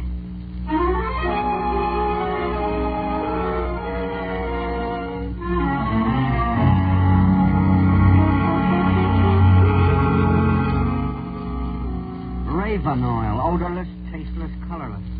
That's a new one on me, Chief. Raven oil? I've heard of it before, Harrington. It's, it's like a baby oil, I think. It has a number of uses. Yes, including murder, it seems this way. Oh, you think that'll stand up, Chief? Well, look at the way the case shapes up now. Oh, it's murder, all right. There's no doubt of it. You take this fact alone.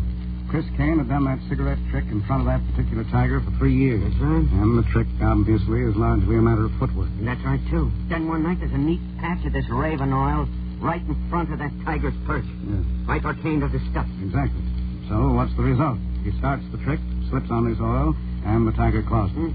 Well, that's murder. Well, I see all that, of course, Chief, but I was just trying to think who could have done it. Yeah, that's quite a thought, Miss Miller. Quite a thought. Something we'll all have to think about. Yes, and do something about. How long is the circus scheduled to stay in the auditorium, Harrington? Not long, Chief. It moves on Friday. Friday. Not much time, is it? Well, we better get to work, and fast. It's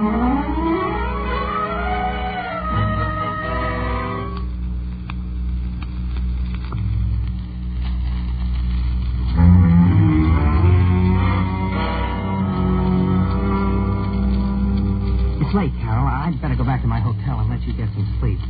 Have you started packing yet? I will tonight. And tomorrow you'll... Leave. I'll tell her right after the matinee. Jimmy, I'm scared. Oh, baby, no. There's nothing to be scared about. It's just this way. Honestly. Well, I know about it. It's just everything seems tough. You won't be for long. You'll see, honey. I'll get a job just like that. I know. Oh, gee, smile then at something. I'm going to miss you, too, now. Oh, Jimmy. Oh, Carol. Oh, gee, honey, don't.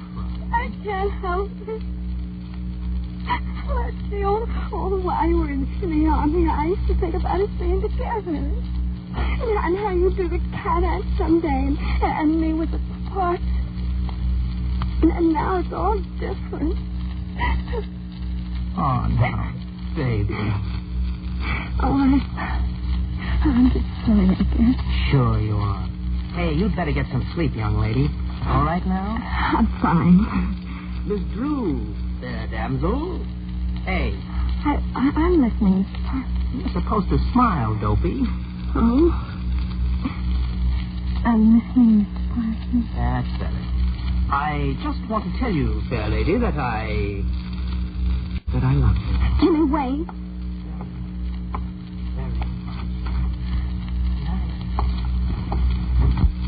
Jimmy. Oh, Jimmy.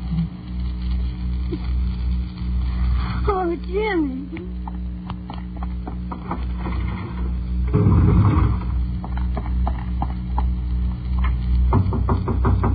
Come in. Jimmy, Mrs. Kane. Does he usually stay in your hotel room until now? What? Don't give me that wide-eyed stare. I've been waiting in the street. What do you want? That's a neat question coming from you. All right, I'll give it to you straight. I want Jimmy. I don't want to talk like this. What's more, I want you out of my way, kid. Is that clear enough? Mrs. Kane, I will not stand for you to come in here I'm and talk talking. to me. There's a show organizing in Texas this week. They need another wire girl, and I can get them to take you on. Mrs. Kane. Just to show you my heart's in the right place. I'll take you to the fair. Oh, please, Mrs. Kane, won't you try to understand? Oh, I understand, kid. Oh, sure. Now, do you go? Get on that bus tomorrow, and that's the end of you? Well, you must be crazy. Do you really think you can get Jimmy that way? Do you go? He loves me. Doesn't that mean anything to you? Jimmy loves Shut me. up. And you think you can get rid of me and have him all to yourself? You're crazy, I tell you. Shut up. He isn't staying with you, Mrs. Kane. Don't you know that? He's leaving. He's leaving, do you hear? He's getting away from the whole thing. What did you say? You heard me. Jimmy isn't yours. But why you couldn't have his little finger. He loves me. Do you hear me? He loves me. You shut up, you crazy little fool. You don't know what love is. And you think you can take him away from me? You? He hates you. Hear that, Miss Kane? He hates you. Rotten little rat. You couldn't have Jimmy if you would have... Get away. Nibbling little idiot. Miss Kane, no! Miss Kane, don't, no! You fool. Let's see if he loves you now.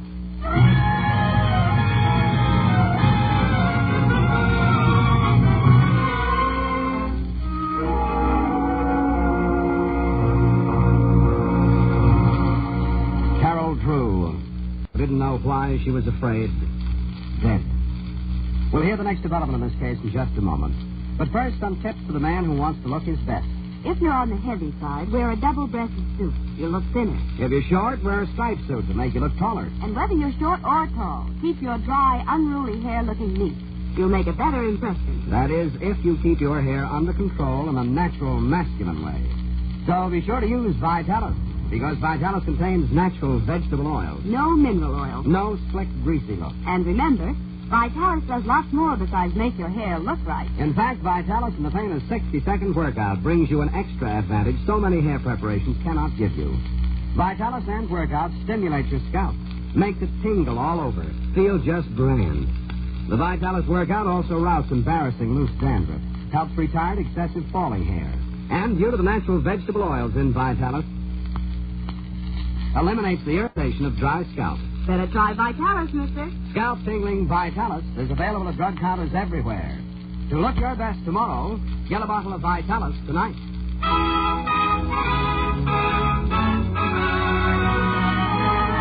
And now back to Mr. District Attorney. Shut the dressing room door, will you, Harrington? I don't want any of the performers in the halls to see us. Yeah, right, Chief.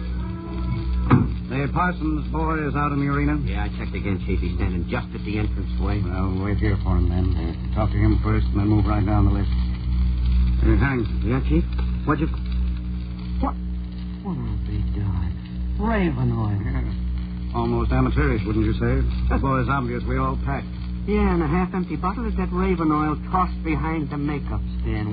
I'll be a son of a gun. Yeah, be careful. I'll pick it up in my hat. Yeah, boy, this one's going to end fast, huh, Chief?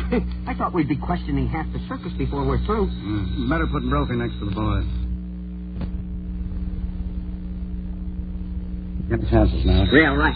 That's the phone, Chief. You want to let it ring? No, I think we'll answer it. Anything concerning James Parsons is of interest to us now. Yes? Hello, I'm calling the district attorney, please. Is he near that extension? Oh, yes. Go ahead, Miss Miller. Oh, Chief, I've been tracing you through every dressing room over there. Well, we won't be long. We've just made quite a discovery. But, Chief, the teletype just came in. The squad's on the way there now to her hotel. Teletype? What, Miss Miller? I don't understand. The report just came through, Chief. Carol Drew has been murdered.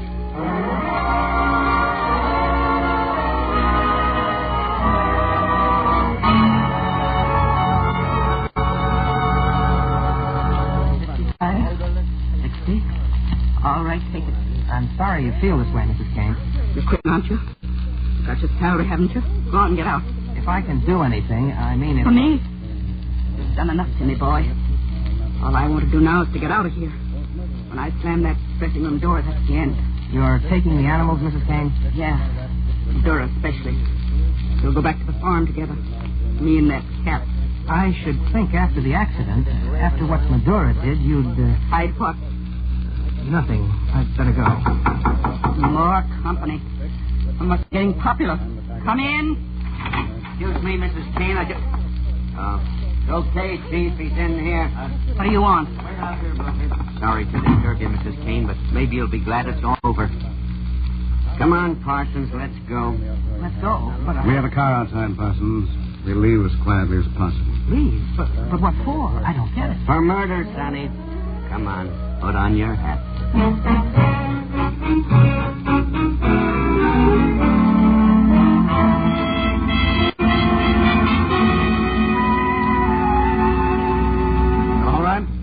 All right. We'll start again. Now listen to me, Parsons. Listen, I said. Look at the district attorney, Parsons. I told you. You've told us nothing. Now think, Parsons. Chris Kane was killed because someone put oil in front of that tiger. Raven oil, Parsons. Raven oil that we found in your dressing room. Yeah, where'd you get it? Let me go, please. Carol's dead. Can't you understand that? We understand it, all right. You were in her hotel room last night, not 10 minutes before they found her body. You hear me? You were there. I don't know. Oh, it's getting late. All right. Where's Mrs. Kane? Now at the farmhouse, Chief. She and her husband kept the tigers in this place just outside of town. She'll make a statement, I think, Harrington. Suppose you go out there and get it. Right. You'd better go, too, Miss Miller, to take it. Oh, and send Dorothy in here, will you? Yes, sir. Jimmy and I aren't through, not by a long shot. All right, Parsons, we'll start again.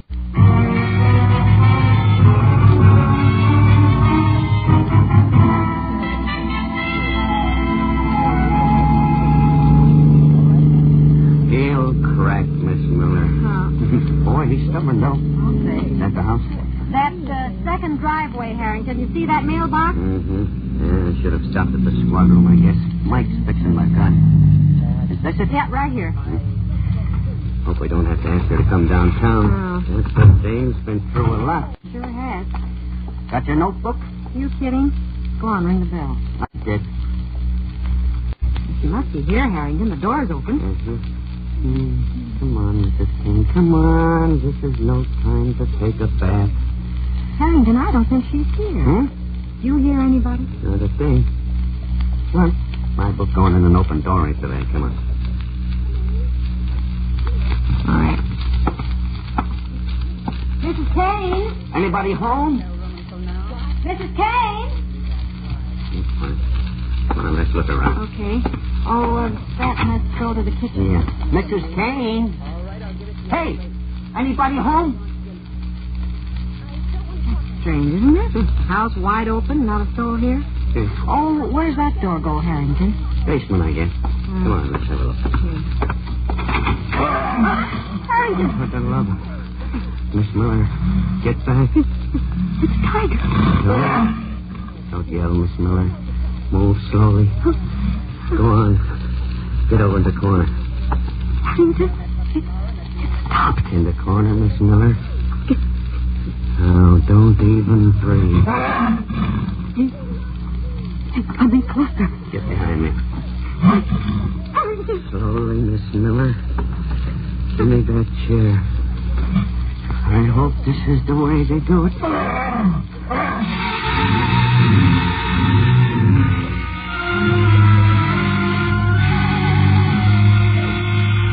Now, you left the hotel at 10 after 12. Are you sure? I don't know. You just said it was 10 after 12, Parsons. Now make up your mind. Hello. No. Yes, go on, Brophy. You're in the lab now. What? Are you sure? No, that's all right. Get a car and meet me downstairs. Yes, at once. Parsons? Yes, sir? I owe you an apology, Parsons. Come on, son, I'll explain in the car.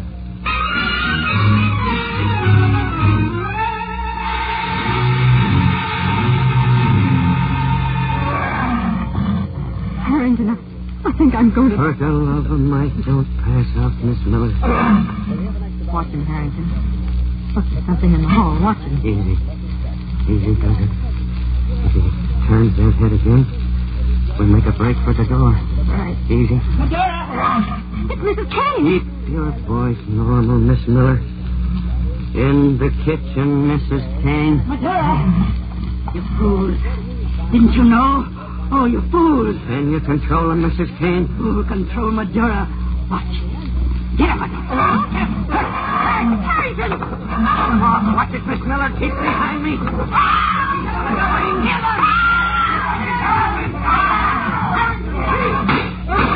You killed him, Majora! It's all right, Miss Miller. It's all right. Take Mrs. Kane, Harrington. Parsons is in the car. Mrs. Kane? Yes, for murder. Easy, Miss Miller. Easy. It's all right, Harrington. Let's go.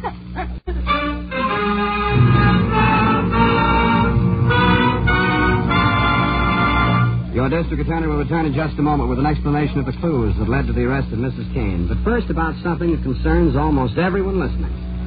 Whether you're a bank president, Or a bank clerk. a shop foreman, Or a shop apprentice. a secretary, Or a bookkeeper. no matter who you are, what you do, where you live, the chances are you too wake up now and then feeling sick and headachy because you need a laxative. So better heed this good advice. When you feel like that, take Sal Hepatica. Yes, take Sal Hepatica.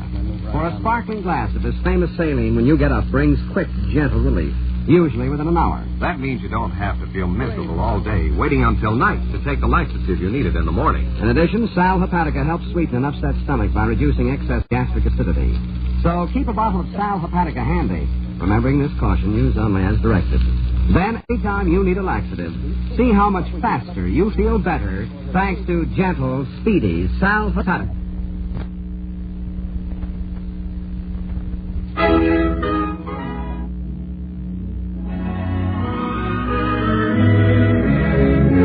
And now, here is your district attorney. This was a case of double murder, ladies and gentlemen, and under questioning, Mrs. Kane has admitted both crimes. Boy, she was a weird one, wasn't she, Chief? She knocks off her husband so she can make a play for young Jimmy Parsons. Then when he says no dice, she shoots his girl. I'm darn near finishes up with that tiger, Harrington. Golly, I still shake when I think about it. Well, Mrs. Kane is obviously a mental case, really. A woman so deranged by her emotions that murder meant little or nothing to her. As we know now, she put the oil in front of the tiger's perch, knowing that her husband would lose his footing in it and be killed. And then she plants the oil bottle in Jimmy's dressing room. Oh, brother. Yes, she did, Harrington. Fortunately, she acted emotionally rather than with the deliberate count of a trained criminal. She planted a bottle of oil in Jimmy's dressing room, yes, but in her emotional state, fingerprints never occurred to her. And it was her print on the bottle of oil that did it, huh, Chief? Yes, exactly, Miss Miller. As soon as Brophy called with a report from the files in Washington, there was no doubt about it. Mrs. Kane had a criminal record of some years' standing, and her fingerprints very clearly matched those on the bottle. Yeah, to say nothing of the gun, Chief. The one she shot Carol with was right there in her house. Oh, hey, what about next week? Well, friends, before telling about next week's case, we have a man with us tonight who has something of unusual interest to tell us. And it's my pleasure and privilege to introduce our sponsor, Lee Bristol of Bristol Myers Company. Mr. Bristol. Thank you, Jay.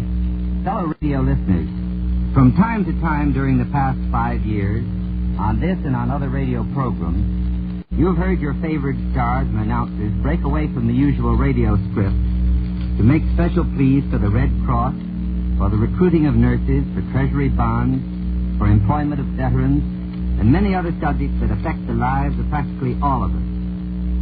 Perhaps you have wondered how these announcements came about. Actually, the announcements you have heard have been an endeavor on the part of radio artists, their sponsors, and the networks and stations which bring them to you, to provide a public service for the American people.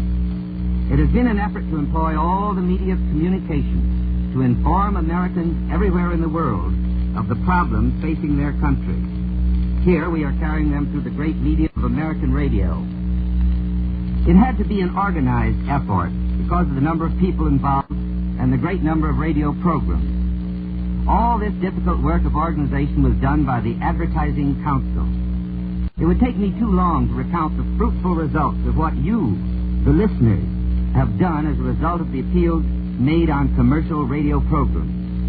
All that you needed were the facts, and then you acted.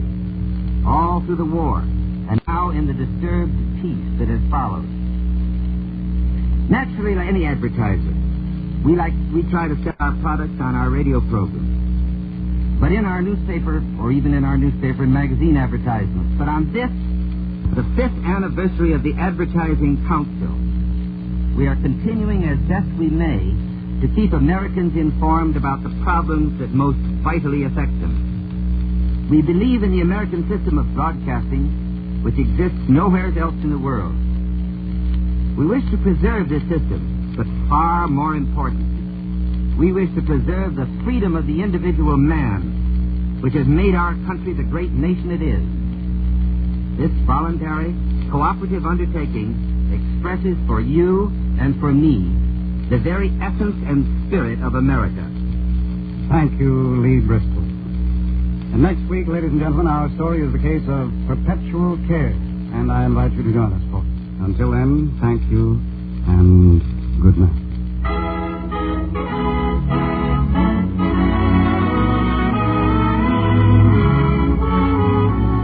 The names of all characters in tonight's dramatization are fictitious, and any resemblance to names of living persons or actual places is purely coincidental. Our stars were Jay Jostin in the title role, Len Doyle as Harrington, and Vicky Vola as Miss Miller. The music was under the direction of Peter Van Steeden, and the authors were Edward Byron and Robert Shaw. And remember, Vitalis for hair that's well-groomed, Sal Hepatica for the smile of health. Now, Bristol Myers, makers of Sal Hepatica and Vitalis, suggest you stay tuned for the big story. We invite you to hear the Alan Young Show on Friday night, and join us again next week at the same time for Mr. District Attorney. This is NBC, the National Broadcasting Company.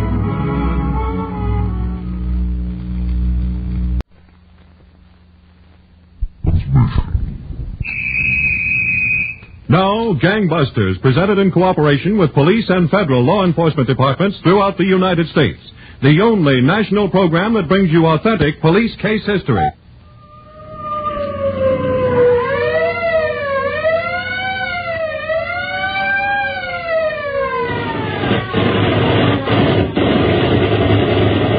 Tonight, Gangbusters presents the case of the Cumberland safecracker who refused to give even his Confederates and the girl who loved him a square deal, but who found that an old-fashioned square dance was his own undoing. Gangbusters has asked the Honorable Lynn Bomar, Commissioner of Safety, State of Tennessee, to narrate by proxy tonight's case. Commissioner Bomar, you were telling me before the program started that Ray Ernest was one of the most cautious criminals you ever ran into. That's right, Les Griffith. And in his caution, he appeared to be quiet and pleasant-mannered. For instance, in a small Tennessee town one night about 2 years ago, an old-fashioned square dance was being held in the volunteer firehouse to raise money for new uniforms for the school band. Nearly every citizen was there, and not a few strangers dropped in for the fun. Everyone was in the spirit of the thing. Even the night marshal, who comprised the entire police force after 9 o'clock, was no exception. He had for a partner the prettiest girl on the floor.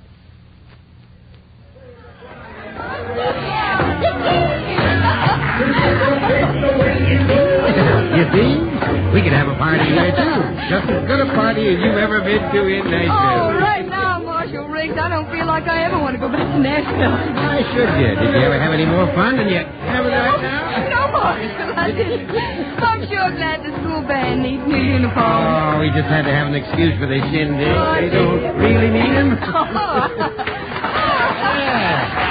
How'd you like that? Oh, fine, just fine. You learn fast, Miss Laws. You'll have this square dancing down to a T before the night's over. Now, folks, let me have your Yeah. Wonder what old Mifflin's got on his mind. Now, quiet, please, folks. We up here who've been entertaining you get thirsty just like everybody else does. So we're going to take a little recess while we get back to the rear of the firehouse where refreshments is on sale. Now, in the meantime, you can do the other kind of dance. We're going to put on a fine dance record for you. Now, don't go away. We'll be back in 5 minutes for a good old Virginia reel. Oh, it doesn't seem right to play swing music here, does it, Marshal? No, it sure don't.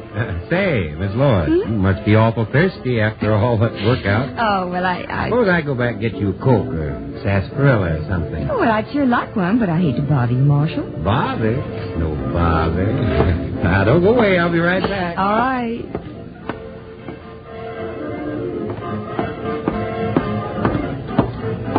Nice work, Lois. Ray, you finished? Not yet. Give us a chance. I told you this would take us a long time. You better hurry. The Marshal has to start on another round in about half an hour. All right, we'll be out by then. We'll be out in 20 minutes.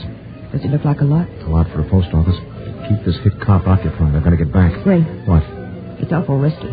Everybody in the state looking for you in the post office being right next door to the dance here. I know what it was. It'll be okay. Now, don't worry. Be careful, Ray. I'll be careful. You just keep that Marshal busy. That's your job. I'll see you. Come on, Goldie. Let's get back to it. Right. Oh, this cop's some more, Ray. Knocking off the post office safe right under the nose of everybody in town. Okay. You don't have to scream it to the rafters. Get the door on. Well, you're not leaving us so early. No, just going out for a breath of air. We'll be back. Good. There's lots coming up yet. Fine, we'll see you. Go on, Goldie. I guess Mitch ought to have the safe about ready to place the suit now, huh, Ray? We know there isn't plenty of time. Oh, this should be a good one. It will be. And I sure wish I could stick around to see that Marshal's face when they open that post office tomorrow. He's square dancing himself right out of a job.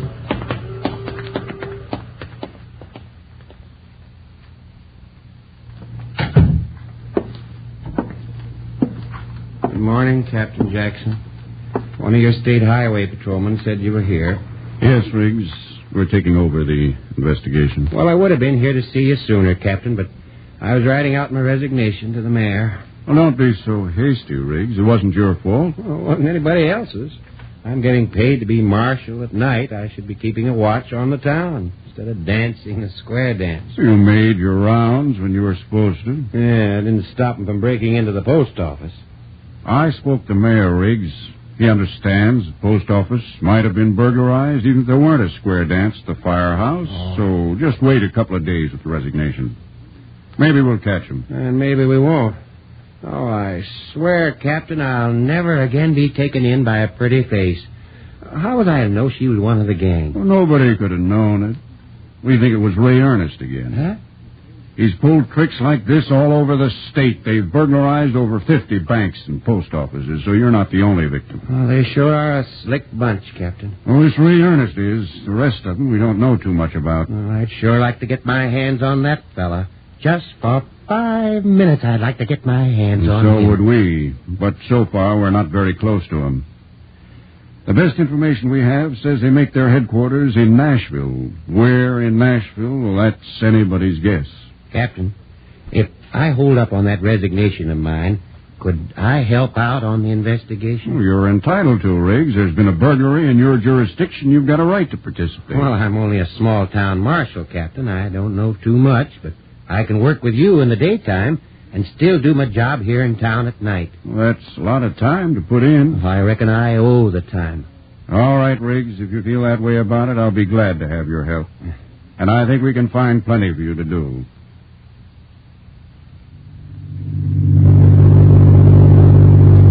All right, Mitch. Right up close to the tracks. As close as you can get. Okay.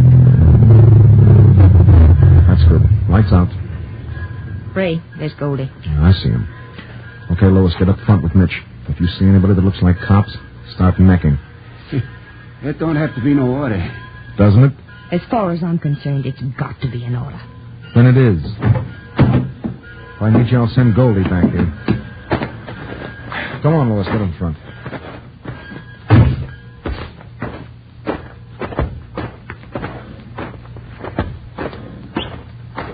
Goldie. Where you been, Ray? Little bit's getting nervous. He wants to pull out. So he wants to pull out? Yeah. That's the shack he was in, Ray. Now listen. This guy, Little Bit, knows what he's got. He's going to ask a lot of dough. Well, he won't get a lot. The bum that lives in a shanty by the freight yards will settle for next to nothing. Not this guy. Go on, knock. Yeah? What you want? It's me again, Goldie. Open up. Oh, yeah.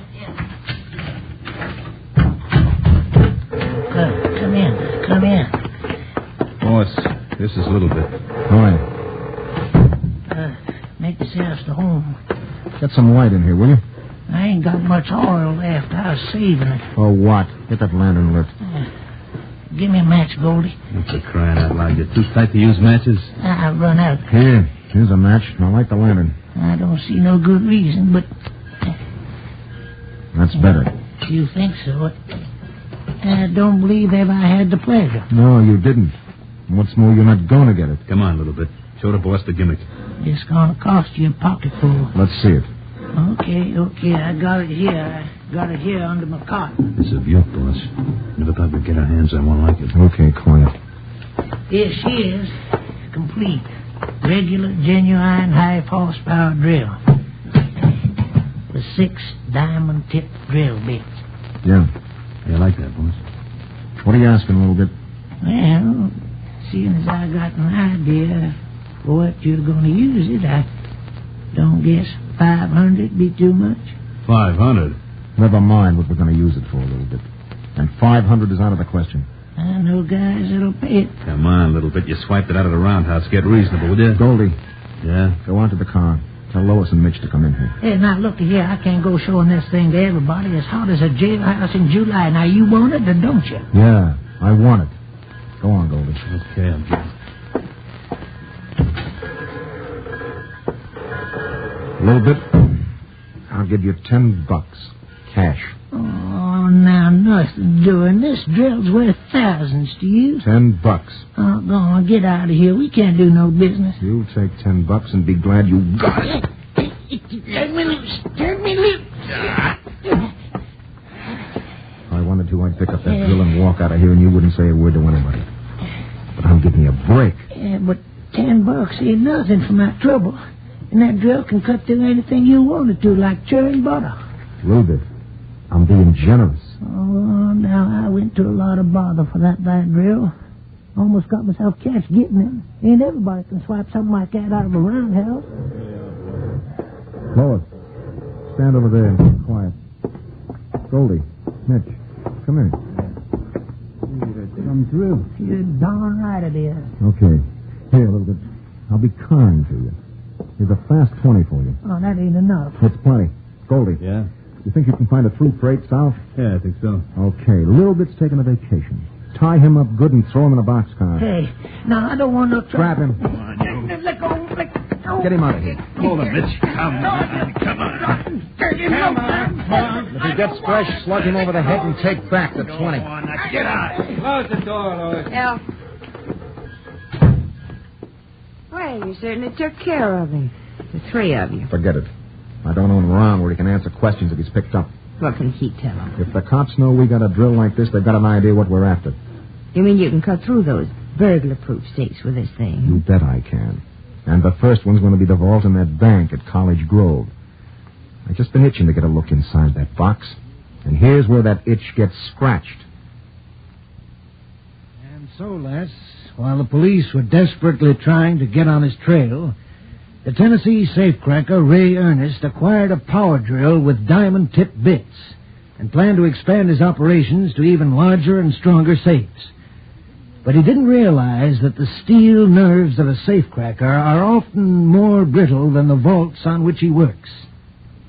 You were telling us, Commissioner Beaumar, that the gang of burglars led by Ray Ernest was responsible for cracking the safes of more than 50 banks and post offices in small towns of Tennessee and bordering states. That's right, Les. And the police were making a strenuous effort to track him down. But the investigation under Captain J.J. Jackson of the Tennessee State Highway Patrol was proceeding slowly because of the widespread character of the criminal's operations. In the meantime, Ernest had acquired a special power drill for the purpose of cracking heavy safes. Early one morning, he and two of his confederates were inside a small bank in Middle Tennessee, hard at work on the safe. Okay, that's enough. All right, put the cap in there. Okay. Mitch. Yeah, Ray? Come get this stuff out of the way. We're going to blow her. Yeah. It's on for me. We've been in here long enough. All right, get the junk together. How's it going, Goldie? It's about ready. No. Set that cap deeper. Deeper. Look, Let me handle it. Okay. Goldie, grab the rug. Right. Tools all clear? Just about. Okay, make it snappy. Here you are, Ray. All right, come on. Put it over the front of the safe. And don't rush me. I work cheap. Okay, up with it. That's it. Another muffle or some. All right, get back there. I like the fuse. Come on, Mitch. Behind the desk. Right, Mitch. Here goes. Get down, Ray. Yep. It's a fast fuse. Don't I know it? What ain't you? Okay, it ain't over yet. Hold it. Now hold it. Come on. Beautiful. Let's get busy. That noise could have been heard for a mile. Yeah, right. Hitch. Signal Lois. We'll be out in 5 minutes. And keep a lookout at that door. And if anybody gets nosy, let them have it. Right.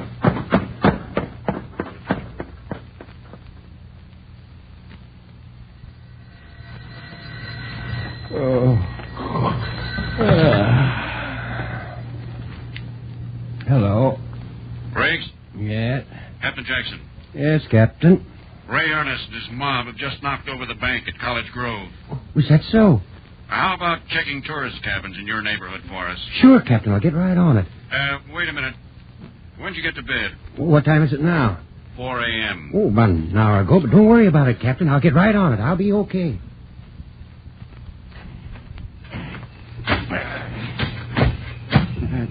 Dig. All night long we dig to get in the safe. Now we dig a hole in the ground. Go on, Mitch. That ain't there deep enough.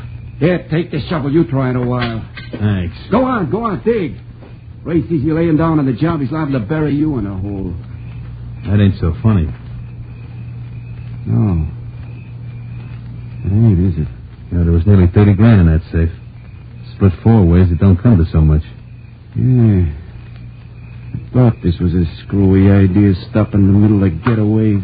Go over in the woods, he says. Dig a hole, bury the dough, bury the tools. You know, he and Lois could be out there in the car figuring out just how they're going to do the whole thing. We get the hole dug, Ray shoots the both of us, and we drop in the grave we dug. Yeah. What's this story of his about the whale? There's nothing wrong with that whale. If you ask me, Ray just wanted a chance to work this out with Lois. I wouldn't put it past him. Look, Goldie, he makes a move. I'll wait for him to make a move. Yeah? Sure. I wouldn't mind getting rid of that rotten... Watch it. Here he comes. Go ahead, Dick. Okay. That's it. That's about got it. How you boys doing? Okay. All right, that's deep enough. You think so, Ray? Plenty deep enough. Let's get busy. I want to be moving before it's light. Yeah, that's a good idea. Look, Ray. I don't want to hear any more about it. We bury the dough and the tools. When we need it, we come back. I'll get that stuff in there, Goldie. Wait a minute, Ray. Go on. Get it in there. Okay. I looked over that steering wheel. It's okay now. Is it? I said it was. Look, I got an idea how to play this safe. The cops know me. They don't know either you or Lois too well. So? You take the car, ride back to Nashville. You won't be bothered. And what about you? I'll hitchhike. I'll get there the best I can. That's awful generous of you, Ray. It's playing it safe. What's Lois think about it? I didn't ask her. She's sleeping in the car. It's the best way for all of us. Now go on, finish burying that stuff, then I'll get started. You mean started walking? That's what I mean. What goes, Ray? This is a screwy deal. I told you I wanted to play it safe. Yeah. Safe enough to come back by yourself and dig up the dough? Oh. So that's what's on your mind. What else would be on our mind? You nuts. Now put the dough in there and get it covered up. Not on your life, Ray. Something else goes in that hole. Hey. That's it. Don't move. Oh, pulling a gun on me, huh? What kind of a double cross is this? Same kind you were fixing to hand us. Don't move, Ray. Don't move or you get it sooner than you expected. Okay, if this is the way you want it. But you're nuts. How far do you think you'd get without me? You'd get 30 grand worth of far. Now, look. Be reasonable, will you? Watch him.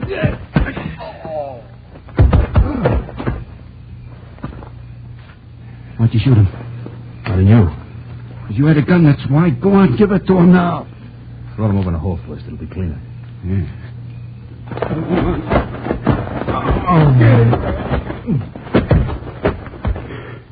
Okay. Yeah, look at him. The big boss. Got dirt in his face. All right, give it to him. Well, what are you waiting for? Look. Come on, shoot. Mitch. What do we need a murder rap for? He was going to bury us. I don't know. The idea he had wasn't bad. Go on, will you? We'll have to kill Lois, too, you know. She's nuts about him. She'll run to the first cop she sees. This way, we could just kiss her goodbye in Nashville and have the whole 30 grand to ourselves. What about him? I'll fix him so he's good for a couple hours here. We'll take a long trip. They'll never find us. Why look for trouble with a murder rap when this is just as good? Okay, maybe I got something. Go on, get to work on it. Give me that show. Grab it. I've been wanting to do this for a long time. Cross me, will you? Okay. Cut it out or you will kill him. Come on, let's get moving.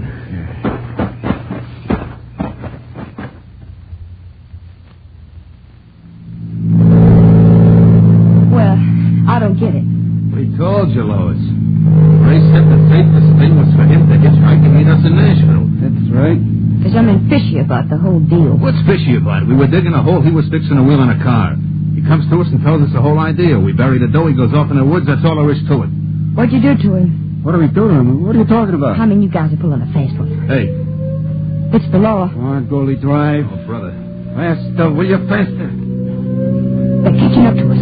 Watch that bridge up ahead. I see it. Bridge is pretty narrow. I'll shoot at him when I get closer. Hey. What's the matter? Oh, still, I can't hold it. Watch the bridge. We're going over. I can't hold it.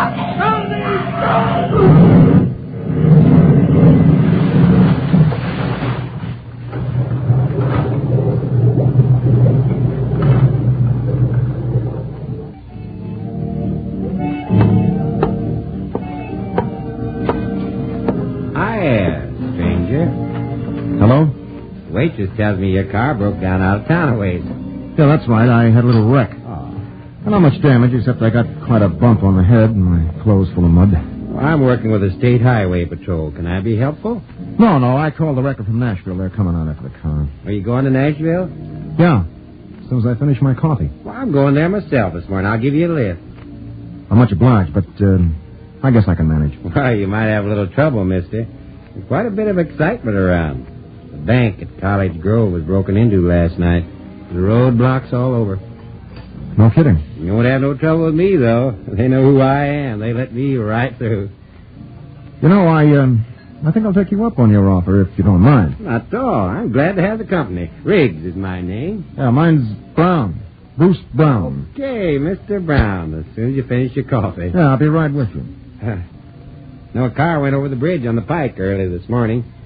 Yeah? Yeah, we think it had some of the burglars in it. They're still trying to fish it out. Were they drowned? Looks that way. They'll know for sure in a couple of hours. Well, if it was the bank robbers, I guess they had it coming. I guess they did. Well, I'm all set. Okay, then let's go. I'd like to make Nashville by noon. Okay with me. Sooner the better.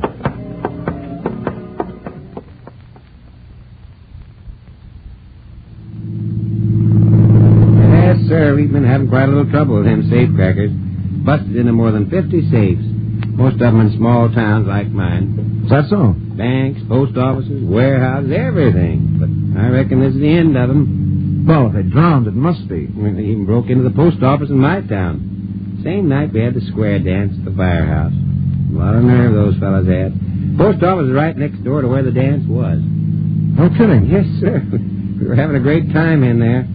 All the while they were breaking open the safe in the post office. No, I almost lost my job over it. That's too bad. The mayor says it wasn't my fault, though. So did my friend, Captain Jackson, the State Highway Patrol. Well, you were... Hey, what's that up ahead there? Oh, well, that's one of the roadblocks. We won't have no trouble, though. I thought you said those criminals were drowned. Well, we're not really sure yet. Can't take any chances. I guess you're right. I'll just slow down a little so they can see who I am. Yeah, that'll be a good idea. Howdy, Riggs. Hello there, Sergeant. Yeah, it's Sergeant Bailey of the State Highway Patrol. Mm-hmm. Did you have to stop? No, I didn't, but I'd just like to say hello to my friend, Captain Jackson. Oh. Just make yourself comfortable, Mr. Brown. I won't be a minute. Oh, take your time. Fine, Sergeant, fine.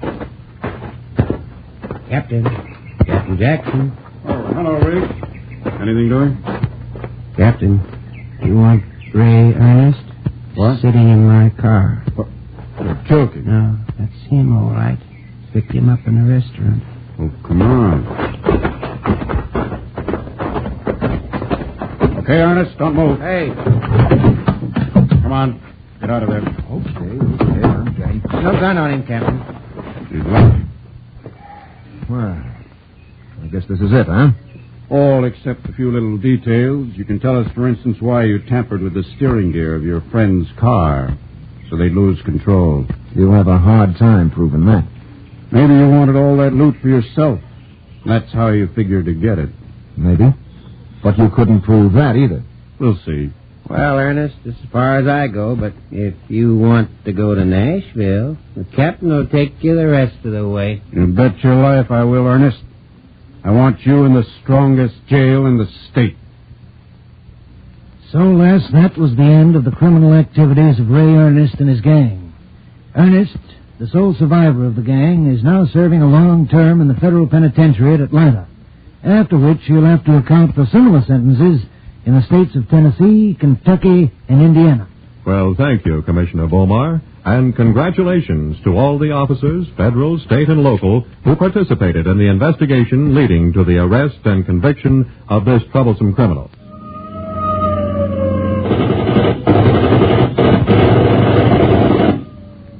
Tonight's case was dramatized by Stanley Niss and directed by William Sweets, with John Larkin and Will Gear in leading roles.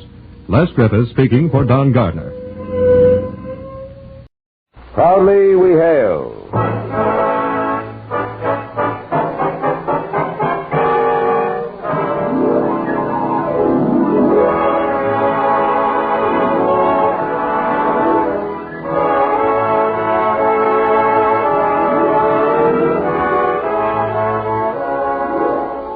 From New York City, where the American stage begins, here is another program with a cast of outstanding players.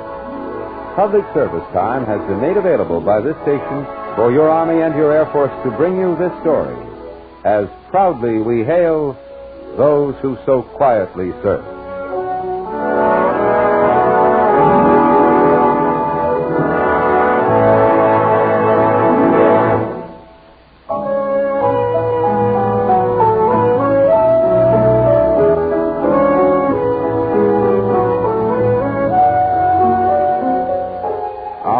Is entitled Impersonation. It's a tale of exciting espionage. Our first act curtain will rise in just a moment. But first, here's a special message to the high school class of 52.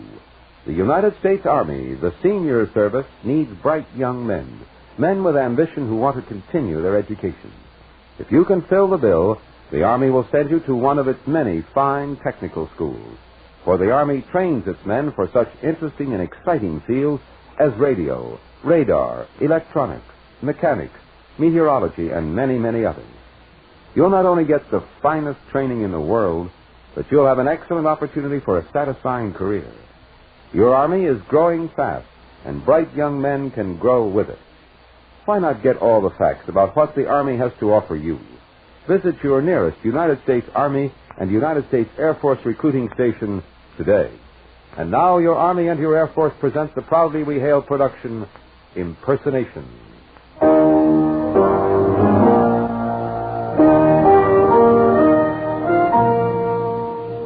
Winfield Scott Davis, Major, Corps of Engineers, United States Army, has just checked into a hotel in a large city on the eastern seaboard.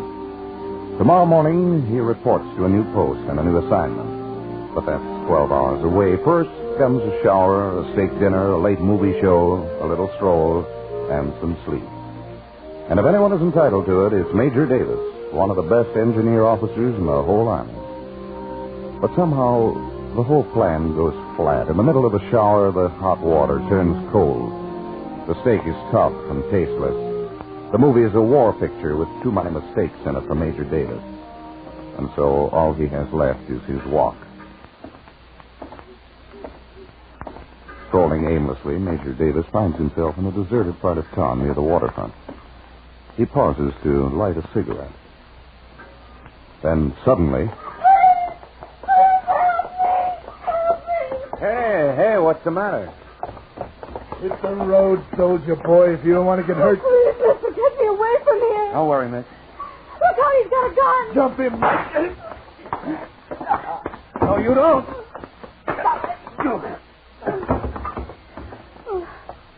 Are you all right? Yeah, I think so. I'll never know how I did that. Come on, we better get out of here. Maybe we can find a cab. How can I ever thank you? We're not out of this yet. Hurry, that looks like a main drag up ahead. We're sure to get a cab. If you hadn't been out there... Taxi! We're in luck. Taxi! What's your address? 51 Boulevard South. You heard it, driver. Step on it.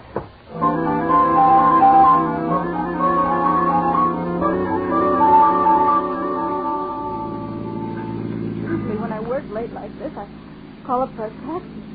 Tonight I thought I'd walk down to Main Street and take a trolley. It's only 3 blocks from the office.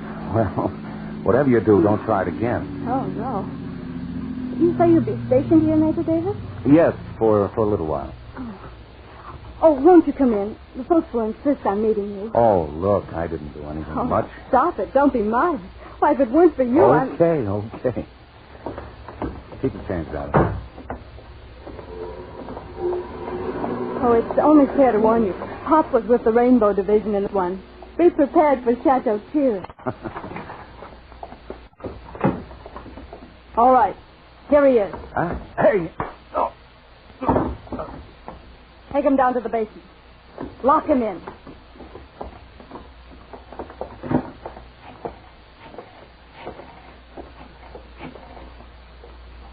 Hello? Andrea? Well, we handled our end of it. Now go ahead. Do your part.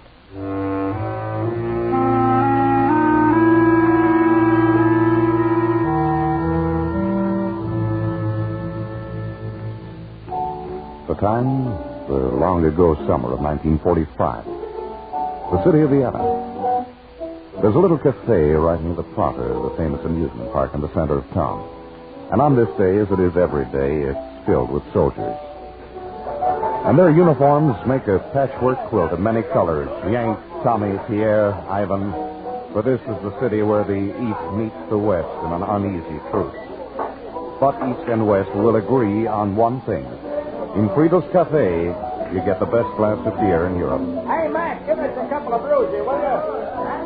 Hey, where's that white there, And sitting alone at the bar is a tall, brown-haired first lieutenant who wears a 7th Army patch.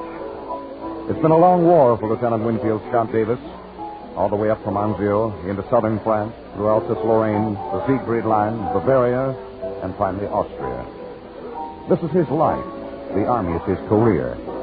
He has a job to do, and you can be sure it'll be done in the right way. He'll sit in Friedel's long enough for one more beer, one more cigarette, and then go back to his quarters. At whom are you staring, Sergei? Godly fantastic. What's fantastic, Sergei? Let me get my wallet. I want to show you a photograph. I hope I haven't lost. No. Here it is. Look, Colonel. Who is it, Sergei? A cousin of mine. A company commander with the 97th Armored now. His name is Andreas. What about him, Sergei? Look, Colonel. The American lieutenant sitting at the end of the bar. The tall, brown-haired one. Yes? If he wearing our uniform, I would swear he is Andreas. Isn't it peculiar how people can look alike?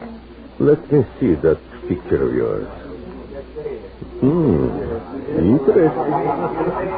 Tell me, how well do you know your cousin Andrea? We were boys together. We went to military school. We were in the same battalion for 6 years. And this American, you say, if he were wearing our uniform, he would fool you? Absolutely, Colonel. Interesting. Suppose, Sergei, your cousin Andreas, were to wear that one's uniform. I would say, Colonel, that there are possibilities in the situation. Friedel! Yes, sir? Yes, sir? What will the officers have? Some information, Friedel. Oh, Colonel, what can poor Friedel tell you? That Yank officer, the one at the end of the bar. His name? I don't know, Colonel. Sergei, a routine check on Friedel first thing in the morning. See if he has relatives living in our zone. Yes, Colonel. Colonel, please. His name, Friedel? Davis. First name? Winfield, I think. Oh, excuse me, Colonel. I'm wanted in the kitchen. Very well, Friedel. That is enough for the present. You may go. Thank you, sir. And Friedel, remember, your silence is your grandmother's best insurance policy. I understand, sir. I think our friend is calling you, Friedel. Bring him here. Yes, sir.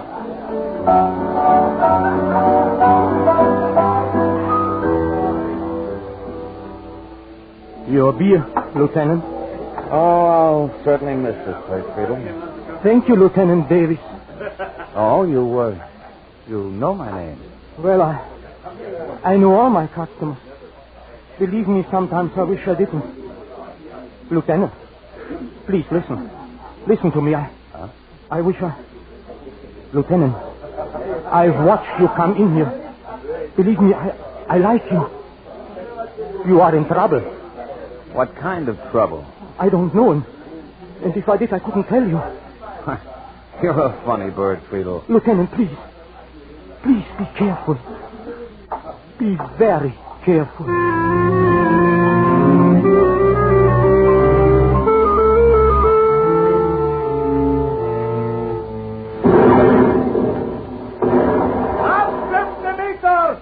Right, 75. I said up 50. You'll never qualify, Ryusha. You can't keep your head on maneuvers. How will you do in combat? But, Captain, the war is over. This war is over. Captain Andrea? Yes? Message for you. Let's have it. Nobody told you men to rest. Continue firing. Captain Alexander Andreev, 97th Pack Division, 3rd Brigade.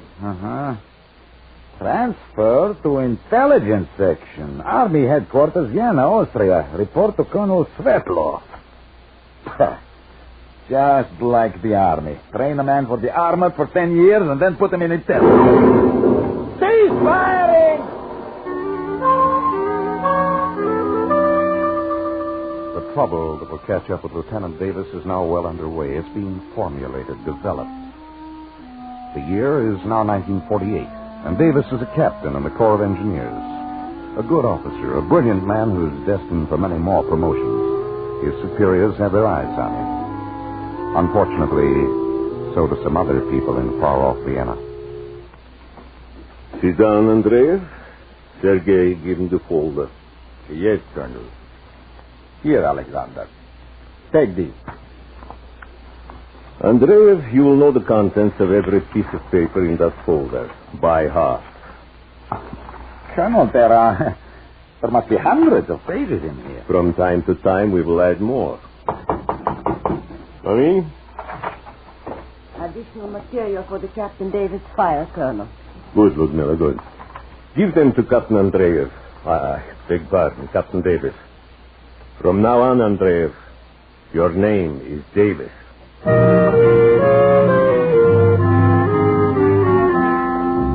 year is 1949. Captain Winfield Scott Davis is now stationed in Virginia. He's teaching recruits the techniques of building pontoon bridges under fire. In Vienna, another man named Andreev is being taught the techniques of becoming Captain Winfield Scott Davis. Your mother's name? Loretta. Father's name? David. Brother's name? No brother. Remember, he tilts his head to the left just slightly when he listens. Good. More. No, not too much. Now, like that. Hold it. Who was Babe Ruth? Babe Ruth. Babe Ruth. This won't do at all. Babe Ruth, baseball. He caught home runs. One does not catch home runs. One hits home runs. Your favorite team? Detroit. Tigers. Oh, what can the Americans see in such a silly, stupid, pointless game? School? University of... Purdue. Great. Civil engineering. Why were you named Winfield Scott? My great-grandfather served with him in the Civil War. No good. Mexican War. Colonel, may I just rest for a minute? 10 minutes recess. It is not enough to speak English. You must acquire an accent. Oh, no. Midwestern American. You pronounce the R. You drawl slightly over the vowel. Colonel, I don't have a head for this job. Pay attention, Andreas. Davis. Or you won't have a head at all. Her name was Alice Gillespie. Why didn't you want to marry you? A fellow by the name of Connors took her away from me. Color of your father's house? White siding, blue trim on the shutters. Where did you take your girls after removing pictures? Pop soda fountain. Ordered chocolate fudge sundae. Oh, hold it. What is it, Ludmilla? He has not been listening to the recordings we have of Davis' voice. Davis' S sound has a slight whistle. Well, Johnny.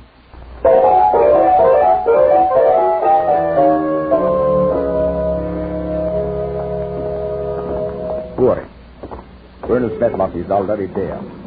You better not be seen together. Okay. Do you think I'll be able to do it? Good luck, Alexander. The name is Davis. Major Winfield Scott Davis.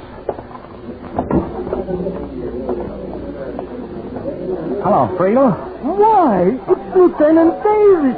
Oh, no, not Lieutenant. Major. How long? 7 years. Yeah, how time flies. Yes, 1945. Will you be here in Vienna for a while? No, just passing through, but I had to stop in for some of Friedel's beer. Thank you, Major. Oh, excuse me, there's a customer. Hey, one of the colonels. Oh, we get only the biggest people here. Yes, Colonel? Who's that American major? He looks familiar. I remember, Colonel, you asked about him once before. Yes, so I did. Never mind, Friedel, never mind.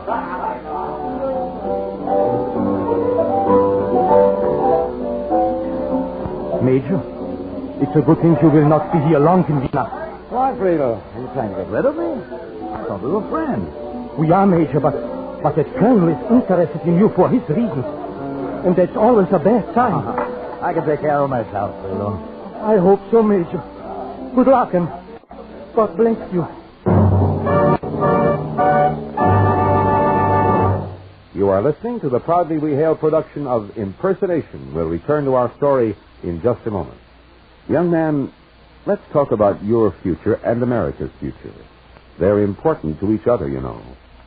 Today, your United States Army and your United States Air Force are charged with a vital responsibility.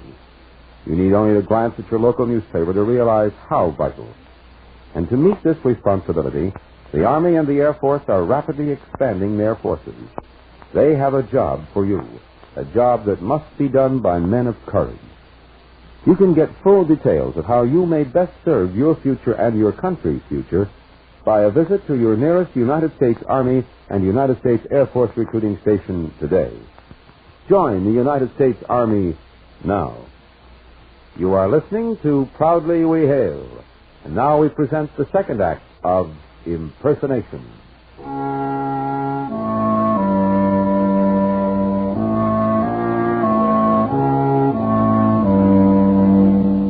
A man named Major Winfield Scott Davis lies unconscious in the basement of a small house in the suburbs of an eastern city. At the same time, another man reports to the commanding officer of an army base on the waterfront. This man says his name is Major Winfield Scott Davis. He has papers to prove it. And, of course, he looks, talks, and acts like Davis. Why should anybody think anything is wrong here? After all, they didn't find out that this fellow's name was Alexander Andreev until quite some time later. Major Davis, huh? Glad to have you with us. Thank you, George. Have a chair. Yeah, heard a lot about you, Davis. Good record. Colonel Smith? Yes, I'll be right over. Oh, send Captain Connors in here. Oh, I clean forgot. It's a good thing she reminded me. I've got a date with the General and some Navy people this morning. We've got a problem, and I can tell you now I'm hoping you'll be able to give us a hand with it. Morning, sir. Major Davis, this is my adjutant, Captain Connors. He'll show you around the place, get you squared away. I've got to rush off, but I'll talk with both of you at lunch. Yes, sir. Good morning, sir. Hiya, Winnie. Well, look, Winnie, we're on the same post. We're going to live together. Oh, come on, Winnie, shake. This is great. I'm supposed to know this guy. Connors. Who in the Sam Hill is Connors? Hey, look, Winnie, Alice had the right to choose between us. That's how it goes. I didn't cut you out. Alice Gillespie. She threw me over for him. Okay, everything's okay. I can break this off. Well, what do you say? One of us was inside of a hospital for 6 months. But that was 10 years ago. Let's shake, Eddie.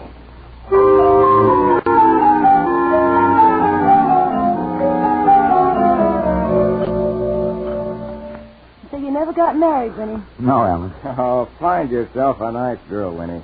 Nothing like it. Maybe I will. And you don't have a chance to escape now, believe me. Alice is going to parade out all her unmarried friends. Oh, what a little old nest digger. Winnie's a special project of mine now. I'm not letting a good man like him go to waste. More coffee, anyone? Hey, I'm supposed to see the old man in 5 minutes. I've got to run, kid.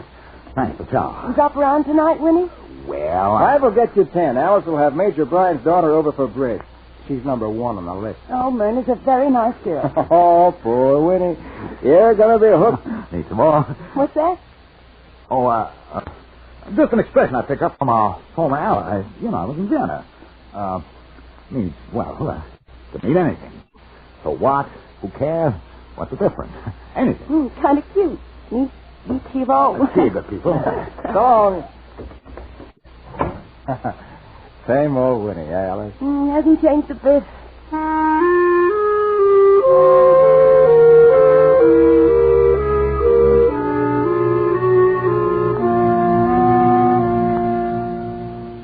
Now, Davis, you're going to be working with a firm of civilian engineers in a supervisory capacity. We've got to expand the harbor facilities. I'll set up a date for you with Jefferson Carter, president of Carter, Hennessy, and Blaine. They've got the contract. Yes, sir. Now, Mr. Carter will fill you in on what's required, and your job will be mostly quality control. I understand, sir. The entire area is extremely vulnerable to sabotage. You will also start work on designing a protection system.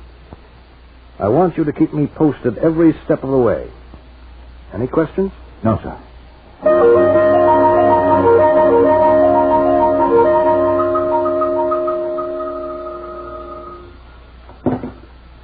Hello. Oh, Alex. Yes? Fine. You will make a duplicate copy of all your reports and plans, and I will forward them. Davis? Oh, we've got him locked in the basement. He's safe enough. No. We can always liquidate him if necessary. There's no hurry. All right. Keep in touch.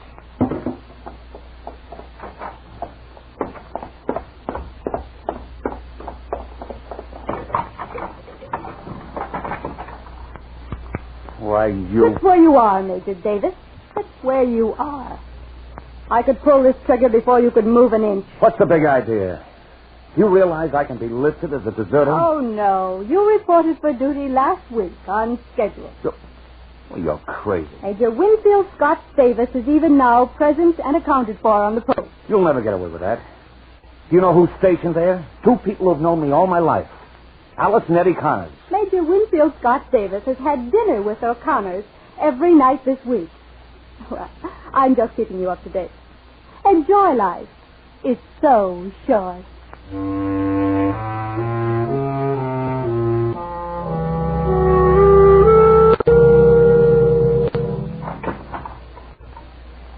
There's your chow, tin soldier. Keep against the wall or I'll spice you up with lead. You get in with this mob, Al. You're an American boy. Dough is dough. They pay you good. Yeah. How the Dodgers doing? They don't get another pitcher. They're down the drain. You know that? Look, hurry up and eat, soldier boy. I got a date.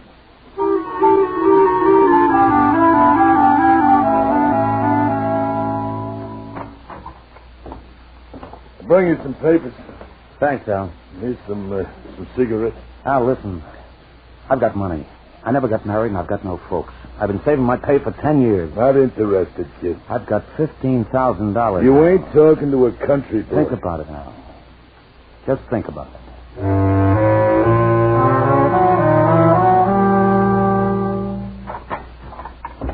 How'd you like a radio, soldier? You're pretty good to me, Al. It's hard to believe a guy like you... Now you can listen to the ball games, huh?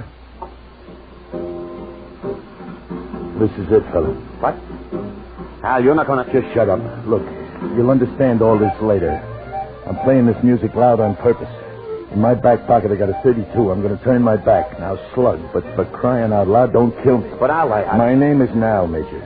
I'm working for the same firm you are, except I'm in a different branch, counterintelligence. I couldn't take a chance on calling anyone because I'm too close to the mob. Everybody watches everybody else around here. Couldn't take a chance on being spotted. How? Now, look, Major, I've spent a lot of time getting in with this mob, and I've spent a lot of hours worrying about you. All I can do now is give you a chance to run for it, because if I led you in blasting your way out, the big fish might get away. All I can do is give you a chance. Now, there's 3 of them upstairs. Get past them if you can. Just watch me. Sorry, chum, I can't be watching. I'm turning my back on you. Now do it. Al, I hate to do this. Hurry up, you fool. Somebody's coming. Oh.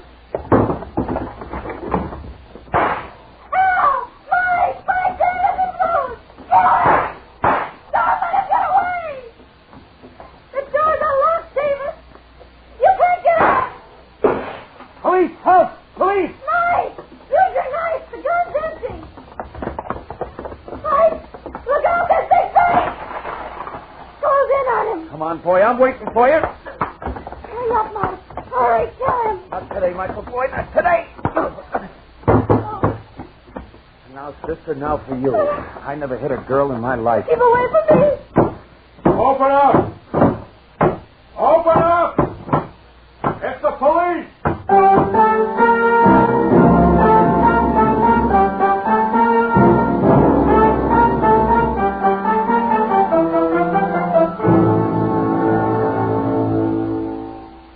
Look, officer, I tell you, I've been held prisoner here. So you killed a guy to get out? Yeah. I guess you got someone who can vouch for you? Oh, yeah, my commanding officer should be able to, and there's that guy... What guy? That guy that these people said was taking my place. You mean I'm mixed up in foreign intrigue? Yep, right here in these little old United States. Okay, Major, but we've been out to the base. We've seen Davis. We've talked to him. So what does that make you? Well, maybe a phony, huh? What about Al? Hasn't he talked? Hey, listen, how about fingerprints? Why not check them? If Davis at the base has got the same prints as Davis sitting in front of you, then you can send me back to the salt mines. And if it turns out the other way, they'll probably take care of that.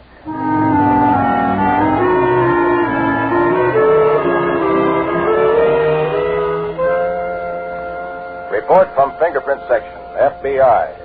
Officer on duty at Eastport Army Base is not, repeat, is not Winfield Scott Davis, United States Army.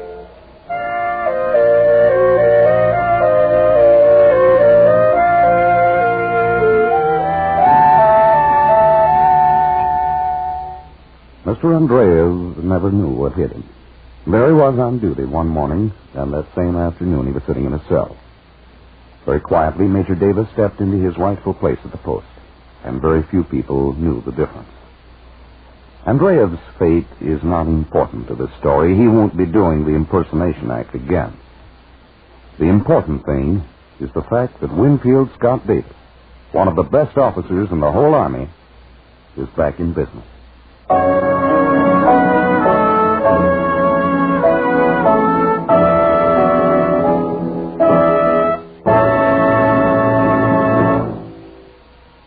Today, your rapidly expanding United States Army needs intelligent young men with ability and ambition.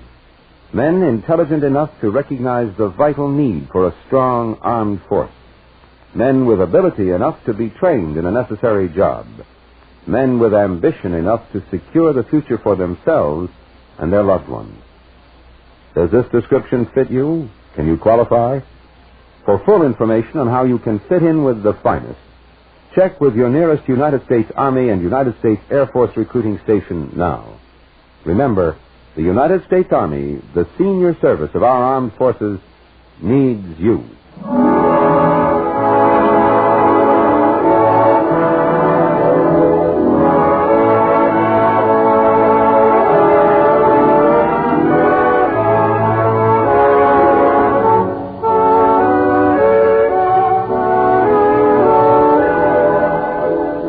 This has been another program on Proudly We Hail, presented transcribed in cooperation with this station by the United States Army and United States Air Force Recruiting Service.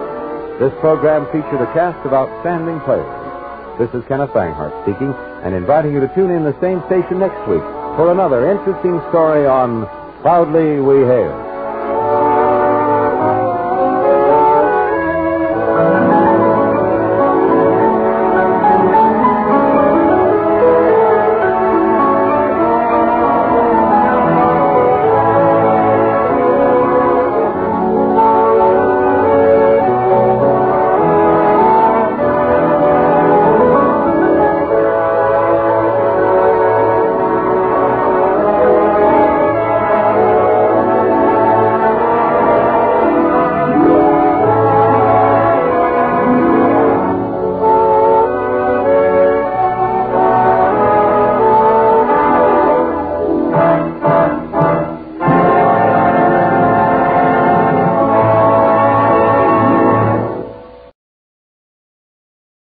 This episode from the life of Sherlock Holmes will be transmitted to our men and women overseas by shortwave and through the worldwide facilities of the Armed Forces Radio Service.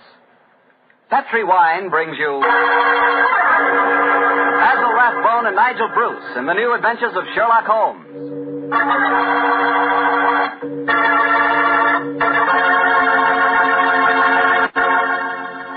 The Petri family, the family that took time to bring you good wine, invites you to spend the next half hour listening to Dr. Watson tell us another exciting adventure he shared with his old friend, that master detective, Sherlock Holmes.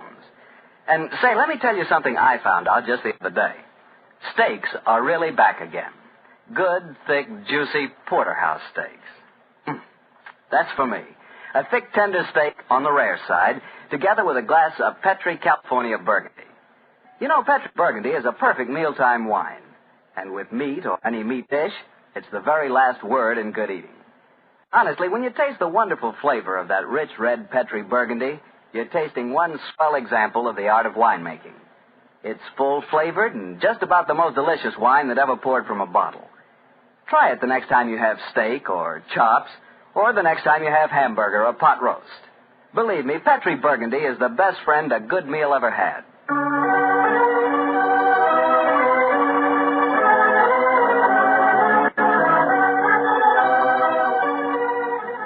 And now let's look in on our good friend and host, Dr. Watson. Come in. Ah, there you are, Mr. Bartell. Evening, Doctor. Just in time to join me in a cup of coffee. Draw up your chair, young fellow, my lad. Thank you. Ah, that's it. Well, Doctor, you told us last week that tonight's new Sherlock Holmes adventure takes us to the south of France. That's right, Mr. Bartell. The south of France in the year 1900.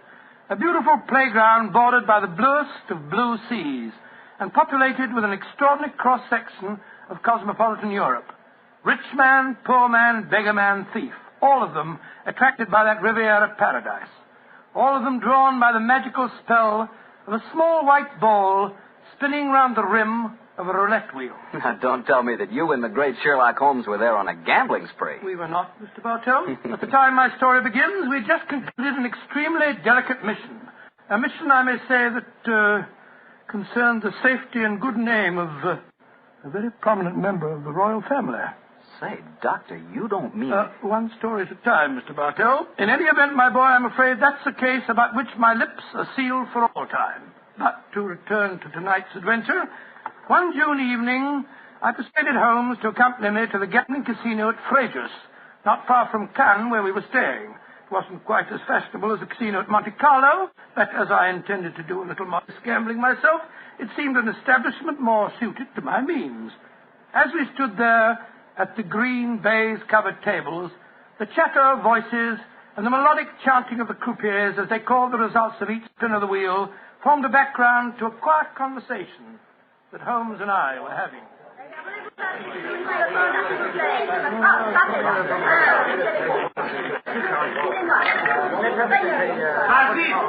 Very fast. Lost again, Watson? Oh, confounded. That number 10 must come up soon. Oh, why not cut your losses, old fellow, and come for a stroll with me on the Well, waterfront? just a big wig. A couple more bets, Holmes. I have a feeling that 10 is bound to come up in a minute. Watson, I believe the blood of a gambler courses through your veins. Oh, there's no harm in taking a little flutter once in a while. Why don't you risk a few francs, Holmes? No, thank you, my dear chap. The law of averages convinces me that my money is safer in my pocket. In any case, I'm a little dubious as to the integrity of this particular casino. Well, what makes you say that? Well, you will observe that this roulette wheel has a 00. Most continental wheels have only a single one. It would indicate that this house is extremely concerned with its percentage. Mesdames et messieurs, faites vos jeux. Oh, just 2 more turns of the wheel, Holmes, and I'll take that walk with you. Oh, you Mr. Here spielen. Why do you not come from the other side of the table? Why must you always stand next to me? Hello. What's the trouble up there? I've placed my bet, so let's go and see. I ask you, sir, why do you play here beside me? I'm afraid I don't see any reason why I can't play wherever I Wish you've broken my luck. Ever since you come to the table, I've done nothing but lose. Please to move away. Well, move away yourself if you don't like my company. Heinrich, why do you not stop now? You've already lost more than we can afford. One more throw, Elsa. I can win it all back if only this young man will move away. Why should my husband move? He's had a bad run of luck, too. Rien ne va plus. Neuf. Rouge, impériment. You've lost again, Watson. Heinrich, you must stop now. I must stop, Elsa, because I've lost everything. I hope you're satisfied, Mr. American. You've broken my luck and ruined me. I hope that you and your friend will be ruined, too. Heinrich, wait for me. I never heard such rubbish in my life. Were you listening to him, sir? I heard his last few remarks, Mr. Gilbert. Roger Gilbert. And this is my wife, Helen. How do you do? My name is Holmes, and this is my friend, Dr. Watson. How do you do? How do you do? Didn't think his remarks were a little out of place, Doctor? I certainly did, Mrs. Gilbert. I don't see how he can possibly blame your husband for his run of bad luck. I didn't like the look on his face as he left the table, though. Have you any idea who he is? His name is Schneemann. He's staying at the same hotel as we are. I've never spoken to him, but I've heard of being paged there. Well, you shouldn't gamble unless you can afford to lose. Well, I'm losing, darling, and I can't afford it. Oh, but I can let you have more money. You know that. No, Helen, I may have married an heiress, but I'm not going to use her fortune to gamble with. Oh. I'll lose my own money, and then I'll quit. Mesdames et messieurs, faites vos jeux. You lost it, Watson? Yes, Holmes. This time I know that number 10 is going to come up. It's got to.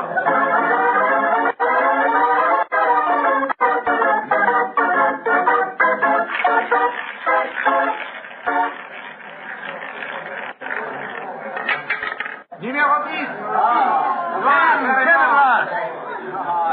I've lost again, darn it. Helen, this is my bad night. Why don't you stop now, dear? Holmes, I've made 350 francs. On this throw of the wheel, old fellow, but as you've lost some 500 francs doing it, I can't say that you're afraid to stick me. Oh, Mr. Holmes, I can see that you're no gambler. I'm afraid not, Mrs. I Gilbert. wouldn't say that, Holmes. You may not like roulette. You've taken a good many chances in your life with long odds against you, too. Well, nevertheless, old chap, in the sense Mrs. Gilbert means it, I'm not a gambler. Hey, what's the commotion over there? That German woman with a crowd forming around her. Yes, the wife of that man that said I ruined it. Attention! Attention, est-ce qu'il y a un docteur dans la salle? There must be trouble. He's asking for a doctor. Doctor, come along, then. Will you excuse me, please? Thank you. Excuse me, madame. Mon ami est docteur. Monsieur, cette dame a besoin d'un docteur. What happened, madame? It is my husband. Is he ill? I just found him lying out in the garden. Please come with me at once, gentlemen. Of course we will, madam. What seems to be the matter with him? Herr Doctor, I think he is dead.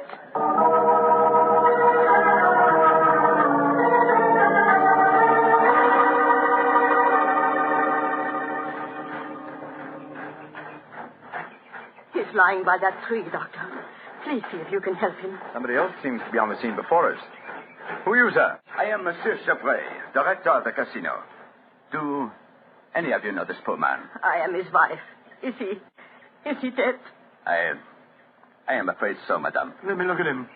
I'm a doctor. Was your husband gambling in the casino tonight, madame? Yeah, he was. Poor Heinrich. He lost everything that we have. I'm afraid he's dead, madam. Shot through the heart. Oh, du lieber Gott. Suicide, Watson? Yeah, looks like it. Yes. Powder burned on the shirt front, revolver clutched in the right hand, fingers in a natural position. The angle of the wound settles it. Obviously self-inflicted. I missed you as you slipped out of the casino. What's wrong with him? I'm afraid he's dead, Mr. Gilbert. Yes, he committed suicide. I hope, young man, that you are satisfied. All night you brought him bad luck.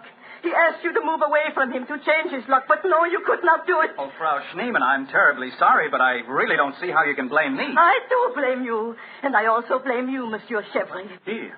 But what have I done, madame? Why do you let a man lose all his money at your tables? Is life so cheap to you, and money so important, that you can't close the tables to someone before he's ruined? Madame, I am all sympathy for you in your tragic loss. But the casino cannot be held responsible. If the husband could not afford to gamble, then he should not come here. How are we to know the financial limitations of our customers? You said your husband lost everything you had tonight, madame. Yeah, everything.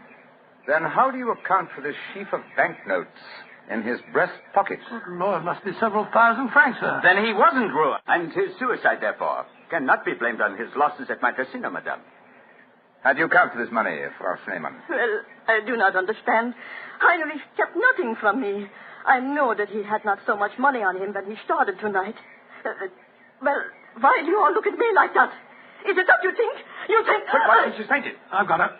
Let's get her to her room. You can take her to my suite in the casino. No, let's take her to the hotel. My wife will look after her. Poor woman, she's had a dreadful shock. She can probably do with another woman's company. It's very considerate of you, Mr. Gilbert. Where are you staying? At the Hotel Crillon. It's quite near here. I'll get a cab, and while I'm doing that, Watson, see if you can revive her, will you? Then we'll take her to the Hotel Crillon.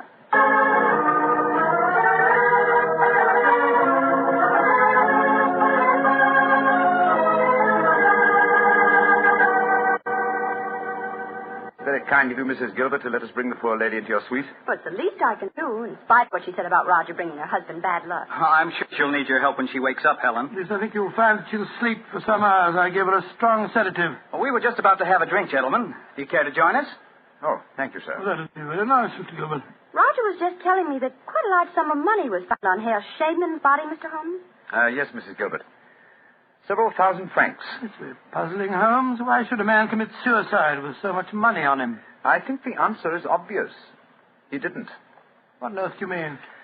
Well, the money was placed there after he had shot himself. The banknotes were in his breast pocket, if you remember. Not the usual place to carry money. Though it is the easiest pocket for someone to insert it without disturbing the body. But why on earth should someone place money on him after his suicide? To prevent the casino from getting a bad name. I've heard of it being done on several similar occasions.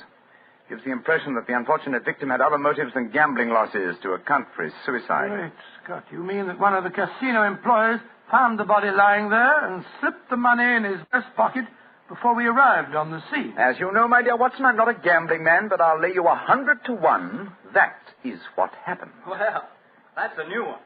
Well, here are your drink, gentlemen. Thank you. Thank you, sir. Thank you. Say, Helen, Mr. Holmes has given me a brainwave. Another one? What is it this time, Roger? Now, I've been losing very heavily tonight. Roger, I've told you, if you need money, I'll be only... But I don't. I've got a scheme for making some. I'm going to gamble again tonight after dinner. If I lose, here's what I'll do. I'll stain my shirt front with red ink, walk out in the grounds, fire a shot, and lie down as though I'm dead. I'll wait for someone to come along and stuff my pockets full of banknotes. Not a bad idea, Mr. Gilbert. I think it's a darn good one. What do you say, Mr. Holmes? It's a whimsical one at any rate. Who knows? You might even be successful. Roger, you're not really going to do it, are you? Sure. Perhaps I'll get some of my losses back that way. Well, let's drink to it, gentlemen. At least I may have hit upon an idea of making money.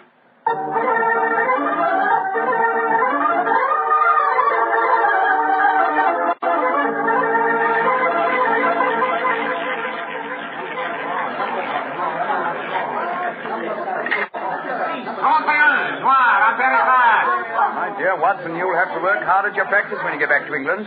Your infallible system appears to be extremely fallible. Yes, the fellow who told me about it said it couldn't miss. It's just a matter of doubling the stakes each time you lose, and then... my dear fellow, I've been studying your system, but I can tell you a really infallible way of making money at roulette. You can? What is it? Well, Own the gambling house and operate the tables yourself. The odds would be all in your favor. Oh, what a brilliant suggestion. Not gambling for tonight, Watson? It's nearly 11 o'clock. Yeah, I think so. Let's take a stroll around the other table, shall we? By the way, old fellow, the young American, Mr. Gilbert, was losing heavily again tonight. He was? I wonder if he'll try that trick that he threatened. The one with the red ink. And the shot in the night. I shouldn't be at all surprised. As a matter of interest, I saw him leave the tables about half an hour ago. Here comes his wife, on the arm of Monsieur Chevrolet, the director of the casino. Good evening, Mrs. Gilbert. Monsieur? Bonsoir, monsieur. Hello, Mr. Holmes, Dr. Watson. Monsieur Chevrolet is giving me a personally conducted tour of the casino. It's quite fascinating. And it is quite fascinating for me to have so beautiful a woman on my arm, mademoiselle. I know that I am the envy of all the men in the room. Oh, stop flattering me so much. I'm not used to it. Mrs. Gilbert, how is Frau Schneemann? She seems much better. She wakened an hour ago and insisted on going back to her own room.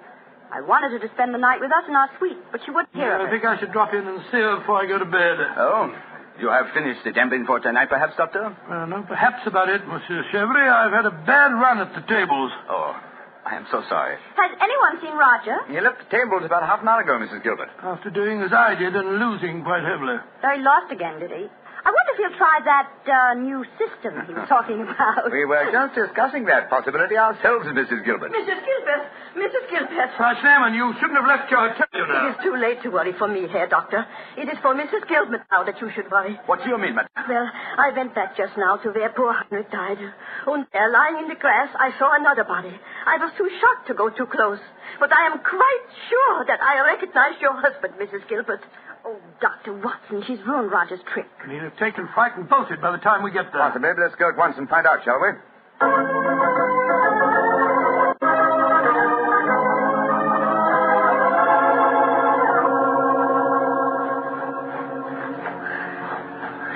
He hasn't gone. He's still lying there. The most convincing spectacle. That red ink really does look like blood. Yes. And blood sometimes looks like red ink. Mr. Gilbert. Roger, get up. The joke's spoiled. Roger! Get up! I'm afraid that's impossible, Mrs. Gilbert. He's dead.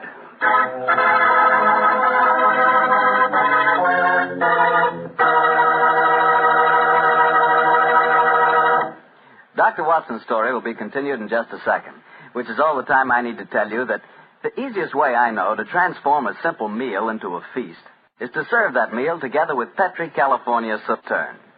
Petri Sauterne is a delicate white wine that's the perfect companion for chicken or turkey. Turkey. Ah, yes. Turkey and Petri Sauterne. That's the heart of any Thanksgiving dinner. Look, why not make this Thanksgiving dinner the best one you ever had? Give it the air of a banquet. Serve it with Petri Sauterne.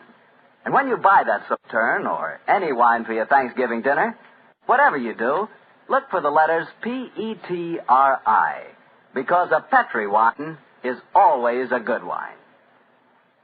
Well, Doctor, so the young American's joke turned out to be another tragedy. Yes, Mr. Bartell. The poor fellow was lying there dead, with a bullet wound in the heart, and a great splash of blood staining the whiteness of his shirt front. What happened next? Monsieur Chevrolet, director of the casino, took the distraught widow away from the scene, while Holmes and I examined the body closely. Within a few minutes, we were joined by Inspector Ganivet of the French police. As we stood there in the moonlight, the sounds of music could be heard from the casino. It was hard to believe that two men had died in that lovely garden since the moon had risen.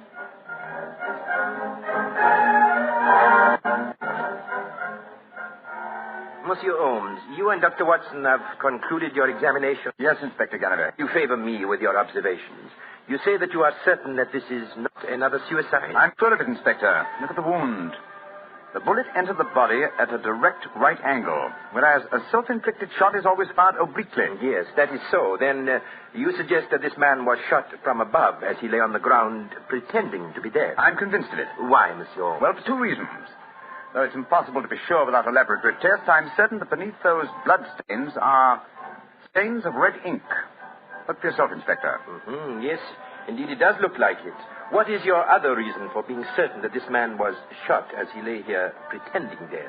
Show him the banknotes, Watson. Here you are, Inspector. We found them stuffed in his breast pocket. So, Banknotes with a bullet hole through the middle of them. Very illuminating. Tell me, gentlemen, how many people knew of this little plot you have told me about? This plan of the dead man is to pretend to be shot. Just 3 people, Inspector. Dr. Watson, myself, and Mrs. Gilbert. Alors, then the answer is obvious. You and your friend are innocent. It must be the wife who killed him. No one else knew of the plot. I'm not so sure of that. Frau Schneemann, the dead German's widow, was in the next room when Gilbert told us about his plan. She might have heard, though I could swear that she was asleep. I gave her a very strong sleeping draught. From what you have told me of her husband's suicide, she might easily have had a motive for murdering this man. Come, gentlemen. Surely it's obvious who murdered Mr. Gilbert? Who, Monsieur Holmes? Well, it's certainly one of the 2 widows. Since there seems to be some doubt in your minds, I suggest we return to the casino. I can promise you the answer to your question within a very few minutes.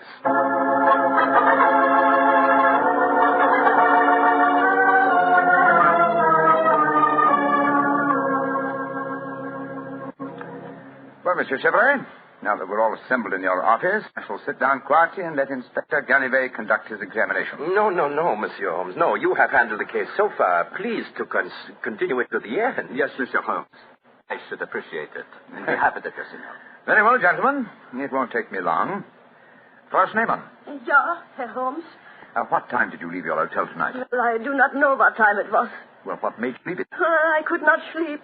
I knew that they had taken poor Heinrich's body away, but I felt that I must walk back there. It was the last place I saw him alive. How close did you come to Mr. Gilbert's body when you saw it lying there? Oh, close enough to see who it was. Then I ran into the casino to tell his wife. I knew what had happened. How did you know? You say you didn't come close to the body. I could tell by every line of the body as it lay there. I could tell because I knew that poor Heinrich's death would not be avenged. Thank you, Freeman. That will be all. You may go. Monsieur Holmes, she has no alibi. Surely you should... Inspector Ganivet, if I'm to conduct this investigation, I must do it in my own way. Pardon, Monsieur Holmes. Please continue. You may go, Frau Schneemann. Mrs. Gilbert? Yes, Mr. Holmes. Where were you prior to our meeting in the casino tonight, just before we discovered your husband's body? After I left the hotel, I walked over here along the seafront. Can anyone verify that statement? I suppose not. I didn't meet anyone that I knew. And what did you do when you arrived at the casino? I played a little chemin de fer. A few months later, Monsieur Chevrolet came over to the table and asked if he might escort me over the club. 10 minutes after that, we walked into you and Dr. Watson. That is quite true, Mr. Holmes. I can swear to it. Thank you, Mrs. Gilbert. I'm sorry to distress you with these questions. You may go. I'll wait outside, Mr. Holmes. I must know what happened. Wait for me there, madame. I shall join you in a few minutes and escort you home. Well, another suspect with a poor alibi, eh, Ganivet? I must say, Monsieur Holmes, your methods puzzle me. It seems to me that both those women should be watched. Yes, I agree with the Inspector, Holmes. Please don't worry, Inspector. I've asked 2 of your plainclothes men to keep an eye on the ladies. And now, Monsieur Chevrolet, I'd like to ask you a few questions. Ask me any questions you wish, Monsieur Holmes. Thank you. You will agree that it is the custom of the casino to put money on the bodies of suicides after their death, to give the impression that gambling losses were not responsible for the tragedy. Well, I do not think... Oh, come now, Chevrolet. I know that is a fact as well as you do. Exactly. Now, on those rather gruesome occasions, whose responsibility is it to secrete the money? Yours? Or do you entrust the matter to an underling? I do it myself. I see. Did you place the money on Herr Schneemann tonight? Yes, monsieur, I did. And did you also perform the same service on the body of Mr. Gilbert? No. I knew nothing of that death until a German lady, Frau Schneemann, running into the casino. Excuse me interrupting, monsieur. Of course, Inspector. What is it? I think that you are wasting time. It is obvious that Madame Gilbert committed the crime. She knew of her husband's plot, she had no alibi, and she had the motive. For is not marriage itself the greatest of all motives for murder? Oh, my dear Inspector. How very cynical. Madame Gilbert did not kill her husband. I know it. And what is your opinion, Watson? Well, it's that German woman. She had no alibi either. And remember, she was half mad with grief. Monsieur Chevrolet, you say that you know Mrs. Gilbert is not guilty. How do you know? I was with her myself at the time the murder was committed. Oh, indeed. How very interesting. And what time was the murder committed? Well, it was... Our investigations have never established what time the murder was committed, Monsieur Chevrolet. I'm afraid you've walked into my trap. You've given yourself away. Great Scott, Chevrolet, it was you. Chevrolet, I've known you a good many years, and this is going to be a hard thing to do. I am going to arrest you. Oh, no, you're not, Chevrolet. Put down that revolver, sir. Do not be frightened, Doctor. I am not going to shoot you. Chevrolet, why did you murder Roger Gilbert tonight? Surely you know that too, Monsieur Holmes. Because I am in love with his wife. She's young, beautiful, and rich. It did not occur to me until I saw the young fool lying there tonight pretending to be dead. In my profession, it is natural that I should carry a revolver. What was simpler? Mr. Gilbert gave me the perfect opportunity.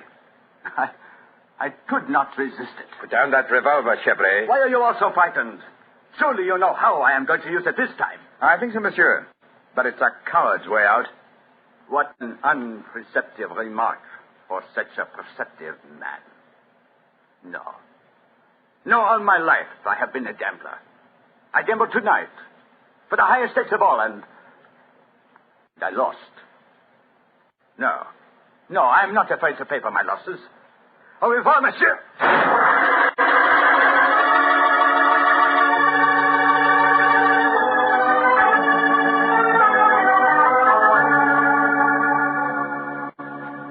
An extraordinary case, Holmes. I never suspected Chevrolet. And I, old chap, suspected him from the beginning. Well, I wasn't the only one who was stupid anyway. Inspector Ganivay thought it was the wife. True. Very puzzling conclusion for a detective inspector to arrive at. Oh, it seemed logical enough to me at the time. No, my dear Watson. Cold logic should have told you otherwise. Roger Gilbert has been losing heavily and had planned this hoax. He obviously had no money on him. Therefore, the money was planted in his pocket by Chevrolet. After he shot him? No, my dear fellow. Before. Before? The bullet hole through the banknotes provided that. Now, had the money been put there innocently, Gilbert would have, come back to life as soon as the person placing it there had left. He would not have remained lying on the ground for a murderer to find him. And Chevrolet must have bent over him as he lay there, placed the money in his breast pocket, and then fired. Precisely, Watson. Well, Holmes, I must say you solved it very neatly. You've told Inspector Ganivay that you wanted no credit in the case. Naturally, publicity would be unfavorable. If you remember, no one is supposed to know that we're in the south of France. I'm certain that the inspector learned a few tips about detection tonight. Possibly, old fellow. And I hope that you have learned a few things about gambling. How do you mean, Holmes? Well, you're backing the wrong color. A gambler is usually superstitious, and superstition... Well, I should have told you what color to follow tonight. I still don't understand you, Holmes. I was playing number 10. Exactly. Number 10 is black. You should have followed a red color tonight, old fellow. The color of red ink. Red ink. And blood.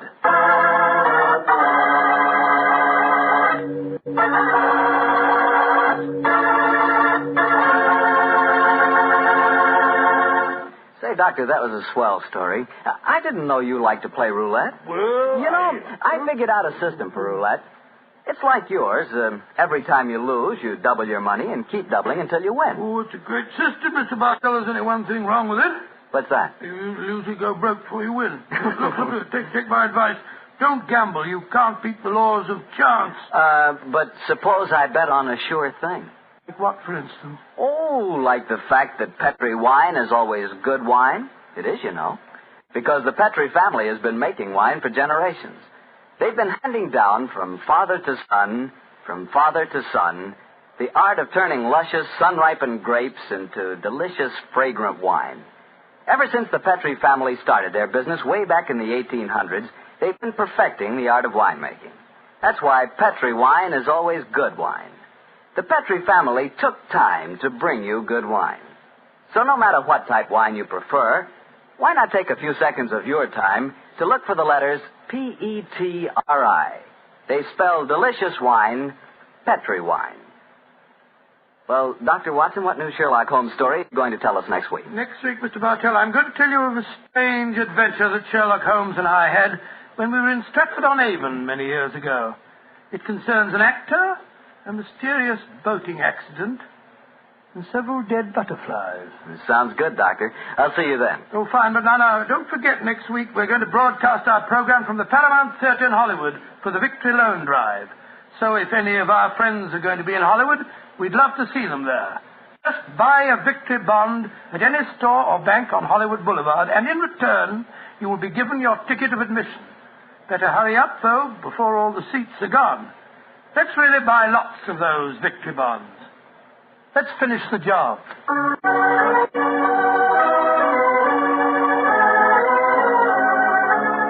Tonight's Sherlock Holmes adventure is written by Dennis Green and Anthony Boucher and was suggested by an incident in the Sir Arthur Conan Doyle story, A Study in Scarlet. Music is by Dean Fossler. Mr. Rathbone appears through the courtesy of Metro-Goldwyn-Mayer, and Mr. Bruce through the courtesy of Universal Pictures, where they are now starring in the Sherlock Holmes series. The Petri Wine Company of San Francisco, California, invites you to tune in again next week, same time, same station. This is Harry Bartell saying good night for the Petri family. Sherlock Holmes comes to you from our Hollywood studio. This is the Mutual Broadcasting System.